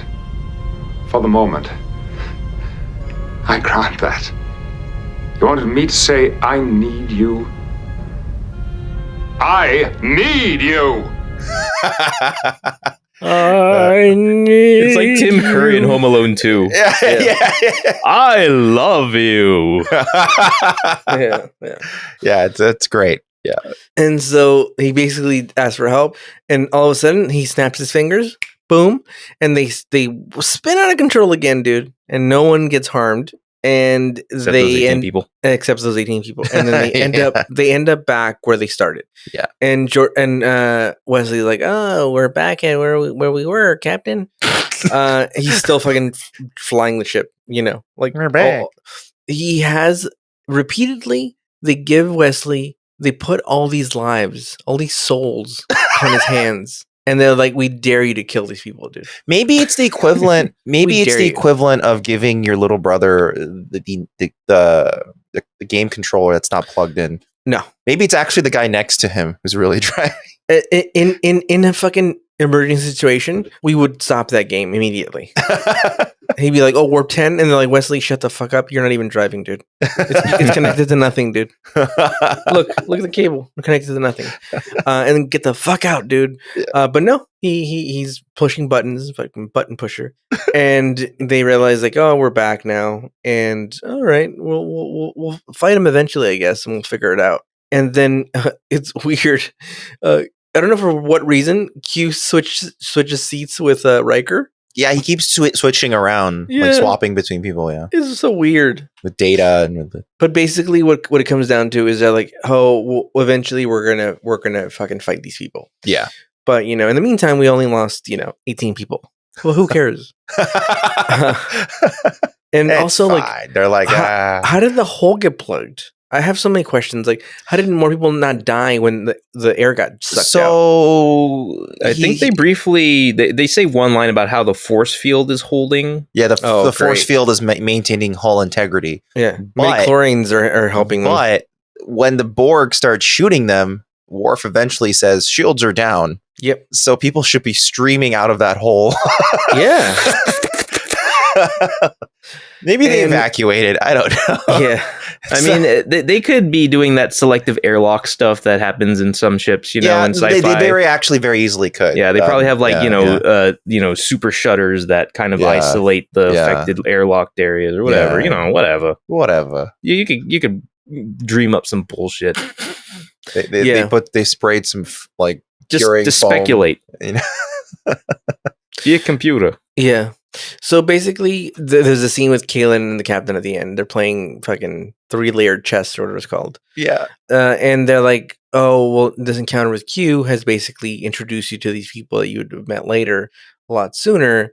And then she's basically like, well, maybe in the future I'll introduce you to and you'll get along. And it's like, why didn't you say anything, you idiot? Why didn't you say like, oh, I've dealt with these people? I mean, she said she dealt with them, but why didn't you say like, oh, let me broker peace between you guys? Oh, I don't think that's what she's saying. I think what she's actually saying is you can't talk to them now. You don't have the ability to. Maybe later down the line, maybe. But for now, they are just your pure enemy. Like you can't do anything about it. Oh, okay. That makes sense. I think that's what she's actually saying. Because I don't think she even really has any answer for the Borg either. No. And they're also like ominously planting the seed. It's like, well, now that they've seen you, they know you're out there and they're coming for you. Yeah. Get ready. And they like to fuck. Yep. And party. Yeah, dude. So anyway, that's how the episode ends. It was the best of the Q episodes, but there was still so many things wrong with it. I think the major thing wrong with it is that the motivation to stick around is very thin. Yeah. Yeah. Like maybe if Q like disabled their engines or something. Yeah. Yeah. Or something like maybe Q. And that easily could have been part of like the scheme, and that would have like just fallen into Q's like usual behavior pattern. Yeah. What if Picard was extra stubborn and you remember maybe Picard was like, or like we're 7,000 light years away. All right, we'll start heading back now. And then Q is like, no, I want you to stay. And he turns off the engines, you know? Yeah. And then Geordi and that three-titted lady had to figure it out. Yeah. Well, yeah. I think maybe they decided against a scenario like that because they wanted Picard to more naturally get to the moment of I need you instead of stop fucking us, Q. Because it wouldn't be an I need you moment. It would be like, stop fucking with us moment. Stop doing. But to be fair, he's fucked with them super hard the whole time. Exactly. Like all of this is still his fault. Like the only reason why they met the Borg is because Q flung them out there. The only reason why they came back is because Q brought them back. I mean, he starts off his pleading with Q with saying, Q, stop this. Right. So I guess it's more like Picard is acknowledging like, okay, Q, you made your point. There is shit out there that we cannot deal with. Yeah. Yeah. And I guess I guess that's kind of like the angle they were going for. But it does ring a little thin because of how directly responsible Q is. Yeah, and I guess if you turn off the engines, it makes it seem more like, well, they would have been fine if they just ran away or something. But yeah. You know, what if they ran away immediately and then the Borg kept following them, and that's why they were like, "Oh, we need to transport over to figure out what to do because they won't leave us alone." That could have been something. Is Kaylin a Q? Sorry, what? Is Kaylin a Q? I can't answer any of those questions. My god, dude! Wait, are you calling her Caitlin or Kaylin? Kaylin. Okay. What's her name? Okay. You can keep calling her Kaylin. Okay. So, and then at the end, like they don't really explain anything about her. As long as you don't call her Becky, I think we're good. Okay. So Kaylin doesn't really reveal anything more about herself, just that she's really old. And they'll go more into not in this episode. Yeah, they will. Yeah, but why didn't Picard go, what the fuck are you, dude? Why don't you warn us about actually, this? That you bring up a funny point because, like, like the whole crew seems like totally fine with like, who or what she is. Like everyone seems to kind of know her deal. Guys. It's a mystery, and they're like, okay, well, you when you're ready to talk, you fucking either tell everyone us. is already aware of her deal and they're not telling us, the viewer, or they are just really, laid back about this whole thing because she's like, well, I know all about these guys. They're the Borg. They're gonna kill you. I know everything. Let's get out of here. Oh, that's nice, Kaylin. Bitch ass Kaylin. Thanks for that info. Good tip. It's just, I think the only reason she knows is because they needed a way to kind of.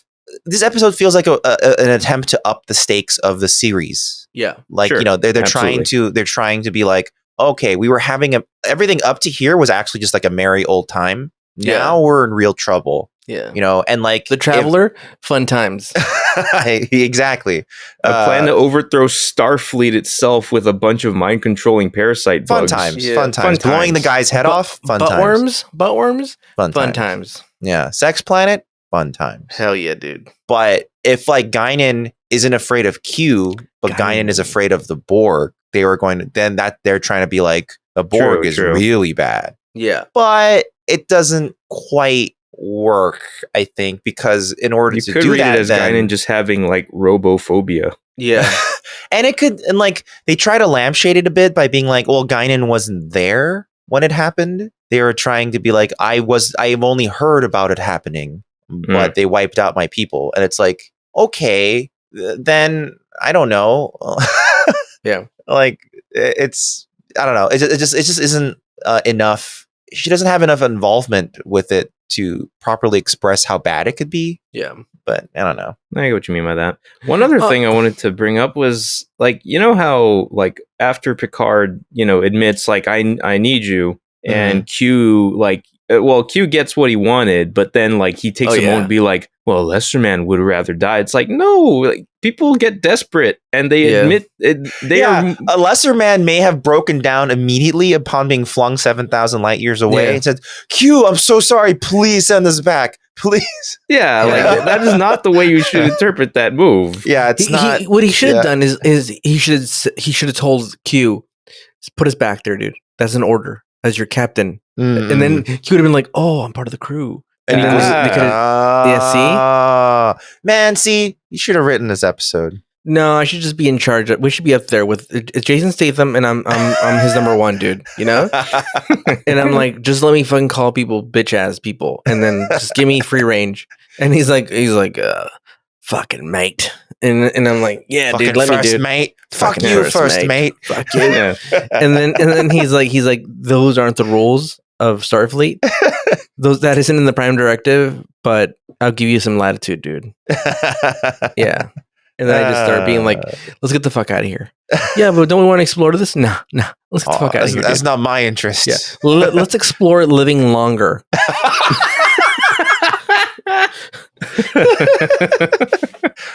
Let's explore self-preservation a little bit more. Let's explore more sex planet, and less of these goddamn lizard people and stupid ass fucking robots. Let's just keep finding more sex planets. Yeah.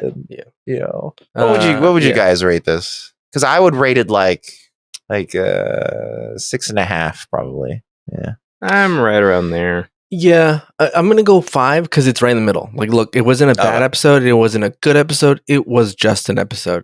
I do like the technical aspects of the episode. Like, it's really You know what? I take that back. I'm gonna give it a gooses it a little bit. 5.5 for me. Yeah, the special effects are really pretty in this episode. Yeah. The Borg ship looks cool. What is it called? The sensuality on the outside that makes it look to scale. What is it called? What's the word? The sensuality. The greeble, I think. The sensual greeble.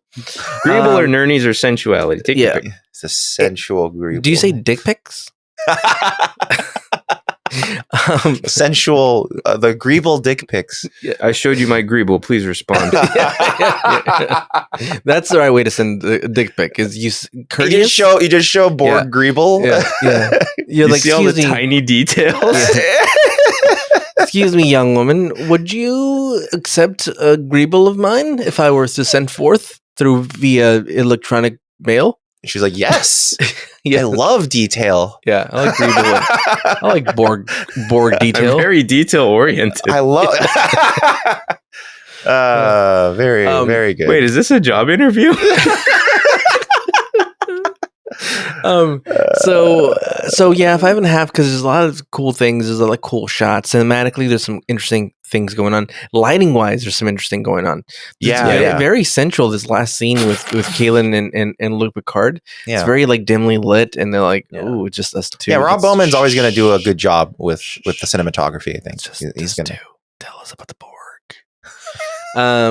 If I win this, we're playing strip checkers. Strip checkers. Yeah. Though the thing's a one piece, so he's got to take everything off. It's like done. Yeah, done. Yeah. Anyway, 5.5 for me. Look, there's a lot of. It wasn't bad. Like I said, it wasn't bad. It wasn't good. There's a lot of cool elements in it that make it more towards the positive than the negative. But hey, there's 20-something episodes per season, right? So this season's actually only 22. It's shorter than the first season. Oh, really? Yeah. But we need filler. I get it. They can't all be fucking bangers, you know? And I think if we're trying to establish the Borg in the air tonight. if we're establishing the Borg, it's fine. It's not the worst thing in the world. Oh yeah, like let's not forget that this is like the big Borg introduction episode. So yeah. like seems to be its ultimate purpose more than anything. Yeah. Which, you know, I'm fine with it. It all works to me. But no, it was Q-Who. That was Q-Who. And another episode Who the Q? of Newbie Star Trek. Yeah, dude. Look, as the episodes go on, like they're getting interesting. There's more things that I noticed. There's like, look, it's just it is what it is. Yeah, the episode it doesn't take more away from it. It's not. I'm not saying that it's a bad show. I'm just saying, like, you know. Yeah, but I mean, admittedly, the episode could have used more work in the writing. Yeah, like because it's a little jumbled. I think part of it also with these episodes, this is just more about the show itself. Is it's like I think now we're used to a level of TV writing that is usually like really good shows that we watch a lot are much more consistently written and like really well thought out and not rushed. I still we're not as rushed. I don't take that. I won't accept that. Oh, really? Yeah, because I think good writing is universal. Like good writing, like you read Shakespeare and you're like, oh, I get why this is good. You know what I mean? Because it's universal, and it doesn't matter if it's like an old fucking Shakespeare in English. It doesn't matter. Like fuck it. You look at an episode of I Love Lucy and you're like, fuck, dude, this is well fucking written. So like, good writing is good writing. Period. It stands the test of time. It just well written. I stand by that statement. That like okay, you can go back see your point of view, and see early TV, early plays, you know, and be like, oh, these are universal themes that just and there's a lot of episodes that do have universal themes and that we've rated really highly on the show that we've been like, oh, these are this still like the story, like it's good writing. It like hell, like Measure of a Man. I joke about it a lot, but like, why is that still everybody's favorite? Because it's just good writing, period. Yeah, that's true. Yeah. But yeah, you know, that's a fair point. That's a very fair point. And if you guys want to make, I like that. Point, I was like, no, I don't accept that, Marvin. no. I that's awesome. Actually, I like. It's the same reason why Are you convinced, Marvin? Do you agree with Ricardo now? I agree with him like 90%. Yeah, most of it. Yeah, because I do think there's periods in history for mediums where writing or like what we perceive as quality currently does ebb and flow. You know what I mean? No, yeah. And I think there's also something to be said for like the prioritization of good writing. Yeah. But I would call it style more than like actual, like the style of writing changes and ebbs and flows, but the consistency of like whether something is good or bad, I think it falls within the confines of like, is this a universal theme that people could? Because I've seen old timey fucking black and white foreign films that I'm like, oh, that makes so much sense to me, and I'm nowhere close to knowing what that would be like to live that or that story or that place. Okay, fair enough. I mean, I agree. I generally agree with what you're saying. Yeah, it makes a lot of sense. And again, I like when there's disagreements because like it's the same reason why I like when we come to the podcast and some of us go, that episode was great, and someone else goes, I hated this episode. You know, it makes it's very interesting, and it makes, given how subjective, you know, TV and movies and art in general is, it's good to hear other perspectives. Totally. Oh, you liked it? That's really weird. Why? But yeah. Anyway, if you'd like to give us your opinion about our podcast, you could go to Apple Podcasts. But not the show. We don't care about that. Yeah. or hey, maybe just put a review down that all it is just talking about TNG for some reason. Yeah. Go to Apple Yeah, just go to Apple Podcasts or Podcast Addict and leave us a review if you want. You don't have to. But it would help out the show. And but if you want to talk to us directly, you could shoot us an email at contact@newbiestartrek.com. Why did I say that? That was really weird. .com. Like normal people. Does thou have a computer? This week we have 2 emails. I'm doing 2 because one of them is super short. So So this one's from Brad, and I think Ricardo's going to really like this one. Oh yeah, dude. I know you guys. He would be a great captain, and he's already Jean-Claude. So Captain Jean-Claude Picard. Jean-Claude Picard. Yeah, fucking rolls off the tongue. Yeah, Wait, dude. did you just preemptively answer the question? No. This is not a question. It's just something this guy's stating. So Brad says, I know you guys are on Next Generation, but the new episode of Lower Decks, which I've not seen, but I've heard is surprisingly good. That is the animated show, correct? Yeah, that is the new animated show that's airing on CBS All Access. Is it by the Rick and Morty people, or like some of the producers from Rick and Morty? I have no idea. I've kept up very little with like CBS All Access stuff after Discovery, the first season, and only even like a little bit of Picard. And after that, like I don't really haven't known very much. Well, I think if this goes well, we're gonna do all that shit, dude. We'll get to that. I mean, God willing. But tell me, tell me this email. What is? But the new episode of Lower Decks has this one character that bears a strong resemblance to your favorite guy, Jason Statham. It made me think of you guys, Brad. That's all. Hell yeah, dude! Now I can't wait to watch that. So now we have more incentive to go and see it, mate. So here's the actual question for the week. Yeah. This is from. I think this is spelled wrong, but I'm going to pronounce it exactly as it's written anyway. Spectacular Expulsion 475. Hey guys, I just listened to your most recent episode of Newbie Star Trek, and I love it. And I follow you on TikTok as well. My question to you guys is this. What character do you guys identify? I think he means identify with the most. Yeah. And who do you identify with the least?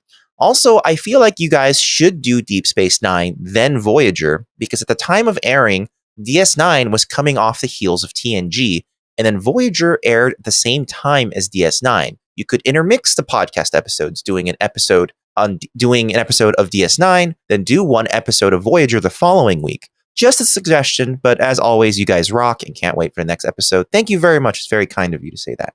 Good Spectacular suggestion. Expulsion. Yeah. I don't know.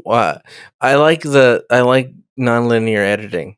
I like the Tarantino shit. So wait, were they really concurrent series? Yeah. So this was actually going to be. I actually was leaning towards the strategy because towards I think season 6 of TNG, DS9 comes out. And then in the middle of DS9, Voyager starts. And even on Memory Alpha... ostensibly, you could go like strictly by air date and just... Exactly. And Memory Alpha actually organizes all Star Trek series by air date as well. So we could potentially pretend we're still watching it as if we are Star Trek fans back in the day, watching the episodes come out linearly. That is interesting. I have a question. Mm-hmm. Is there a show that takes place before the original, like William Shatner? Yes. There is a show. Okay. Yes. It's called Star Trek Enterprise. It's the one that kind of killed the Star Trek.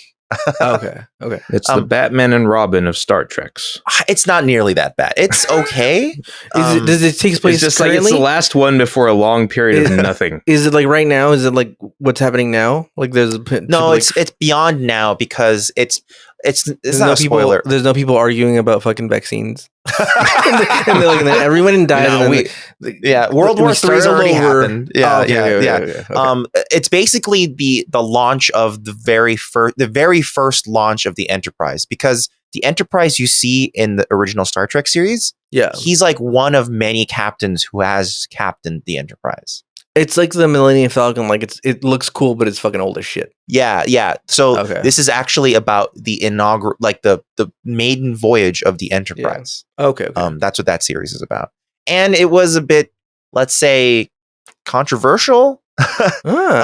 Just because it was really weird at the beginning, at least. Well, I mean, maybe watch it now and be like, that wasn't weird. They were ahead of their time.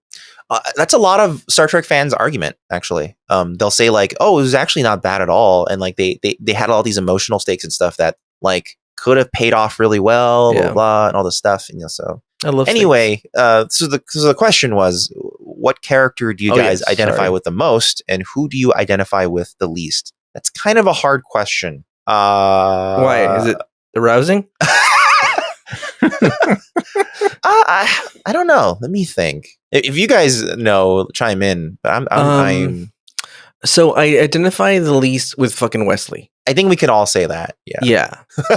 I just I've had don't get one moment of like relating to Wesley and like his like The last stint as a episode. leader. Yeah, exactly. Yeah. So like removing that from the equation, I think I'd go with Geordi. I think I would go with Geordi as well for me.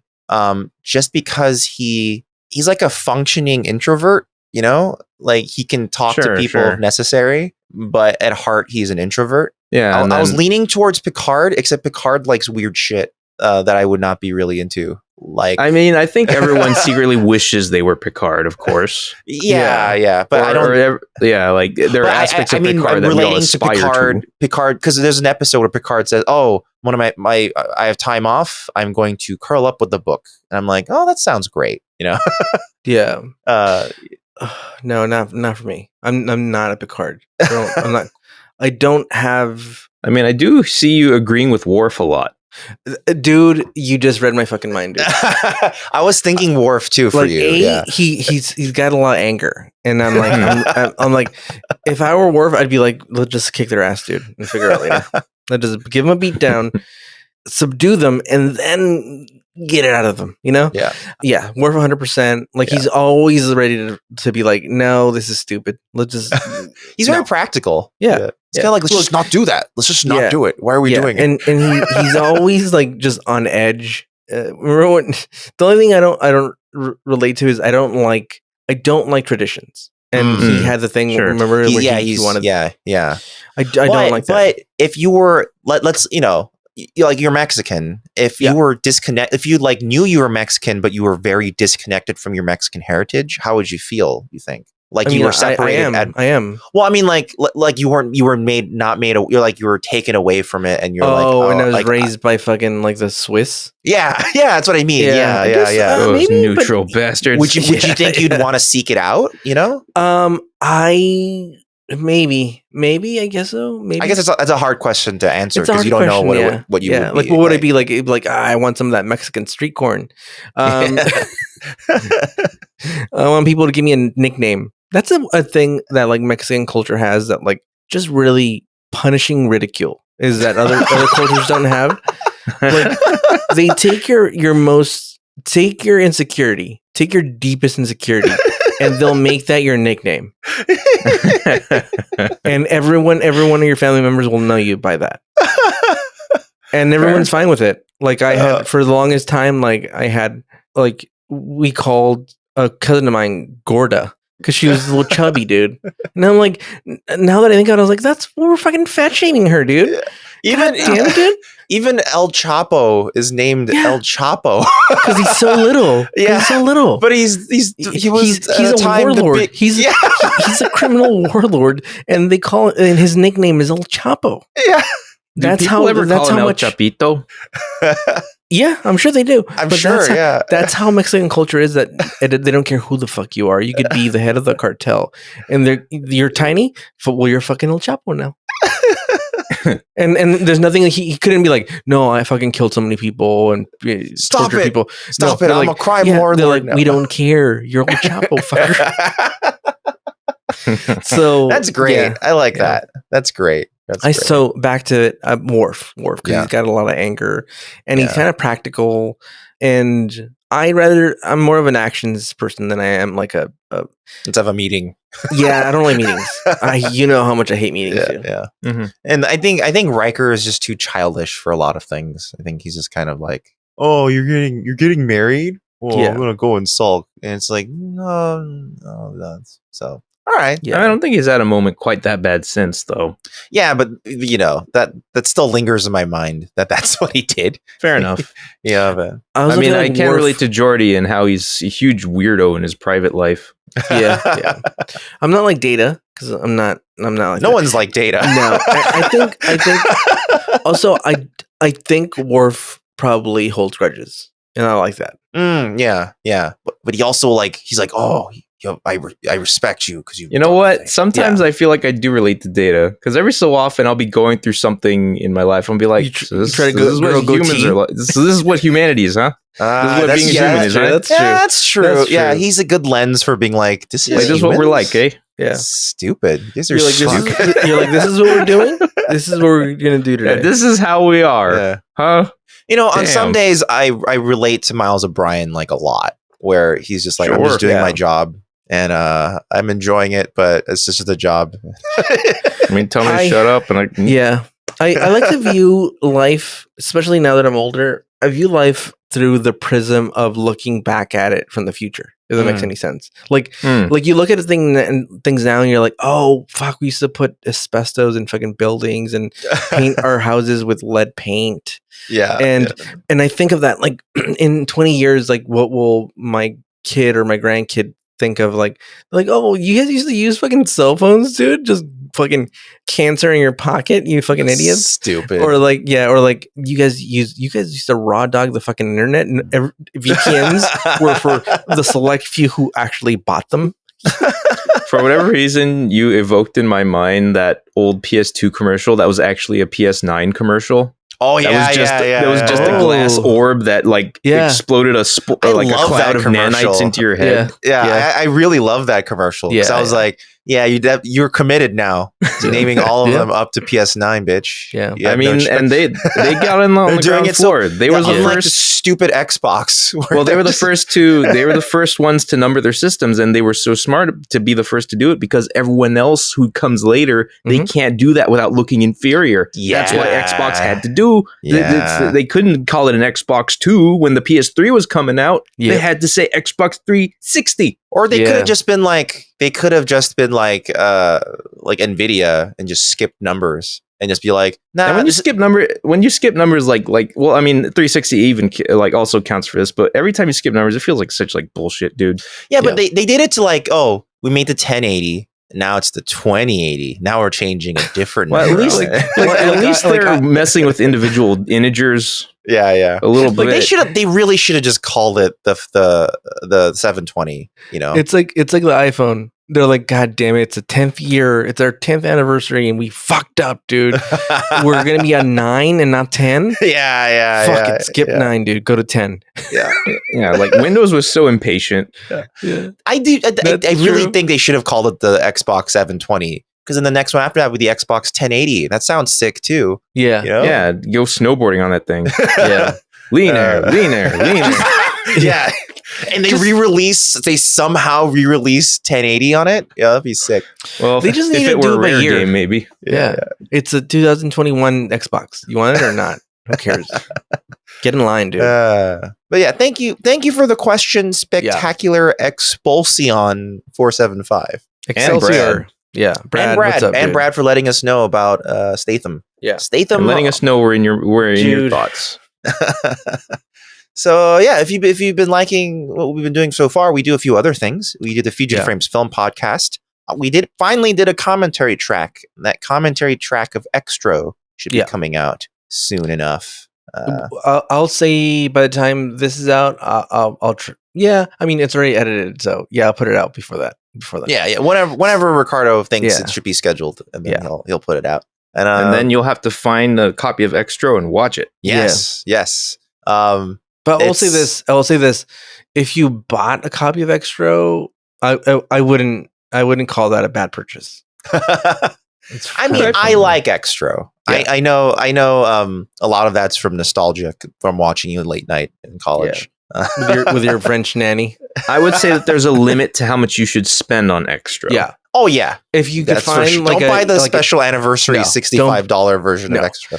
I'd say dollar amount. We should actually. I've always wanted to rate movies based on dollar amount you should spend. Like whether it's in theater. That would be that's pretty sick. Yeah. I actually really like that idea. Yeah. Like so. A dollar amount for this, I'd say if you could find an eBay copy, I would say the shittier the copy, the better. So you could find a DVD copy. Okay, what's your rule? Do you include like renting? Yeah. So it would be Amazon Prime. It's free. Yeah, and renting on Amazon Prime, it's $3. But I would say like you're gonna the might goal get is to find the threshold at which it's still okay. Yeah. So I'd say if you could find it on DVD on eBay for like $3. That's like the perfect price, and it's not high quality because you could get the Blu-ray, but you want it to kind of look shitty. You don't want Blu-ray. Yeah, I think if you cleaned it up, it wouldn't look. A lot of the suspension of disbelief might be less there. But That's our podcast of Extra coming out. Plus, some other stuff eventually is going to come out on a Fugitive Frames film podcast. And we also have our YouTube channel, Fugitive Games. We're right about to finish Shadow of Colossus, I think. We're also we're going to be coming up on the end of Arkham Origins. And then after that, I'm not sure what we're playing, either of us. But at least in the meantime, Dan is still going to be streaming Great Ace Attorney whenever he has any spare time, which has been an interesting ride because Great Ace Attorney is a very different type of Ace Attorney game. Also, if you haven't checked it out and you're interested in a time looping game, we started and finished in a single stream, 12 minutes by Annapurna, or published by Annapurna Games. It's a very technically impressive game with issues mostly toward the end, but it's an interesting ride. So. Yeah, and it's voiced by James McAvoy, Daisy Ridley, and the person who gives the best performance, Willem Dafoe. Right. James McAvoy and Daisy Ridley put on American accents, and which really hinders their performance. Yeah. But Willem Dafoe does a great job, I think, in the game. Yeah. And it's basically programmed entirely by one guy named Luis Antonio. Who, really? That's crazy. Like the amount of modules that need to be interacting in order to make that game work. It's pretty impressive. That guy sucks. So that's the Fugitive Games YouTube channel. So if you want to catch all of that, like the podcasts and all the stuff we do, that's at fugitiveframes.com. And next time we're going to be watching an episode I don't remember at all. So it'll be new to all of us. It's called Samaritan Snare. Yeah. I don't remember this at all. Not even a little bit of it. So that's going to be interesting. So yeah, but one morning, we're going to not have an episode next week because I'm going to be out of town. I'm going to a different sex planet. I'm going to the sex planet of Colorado. Yeah, dude. Denver, the last sex planet.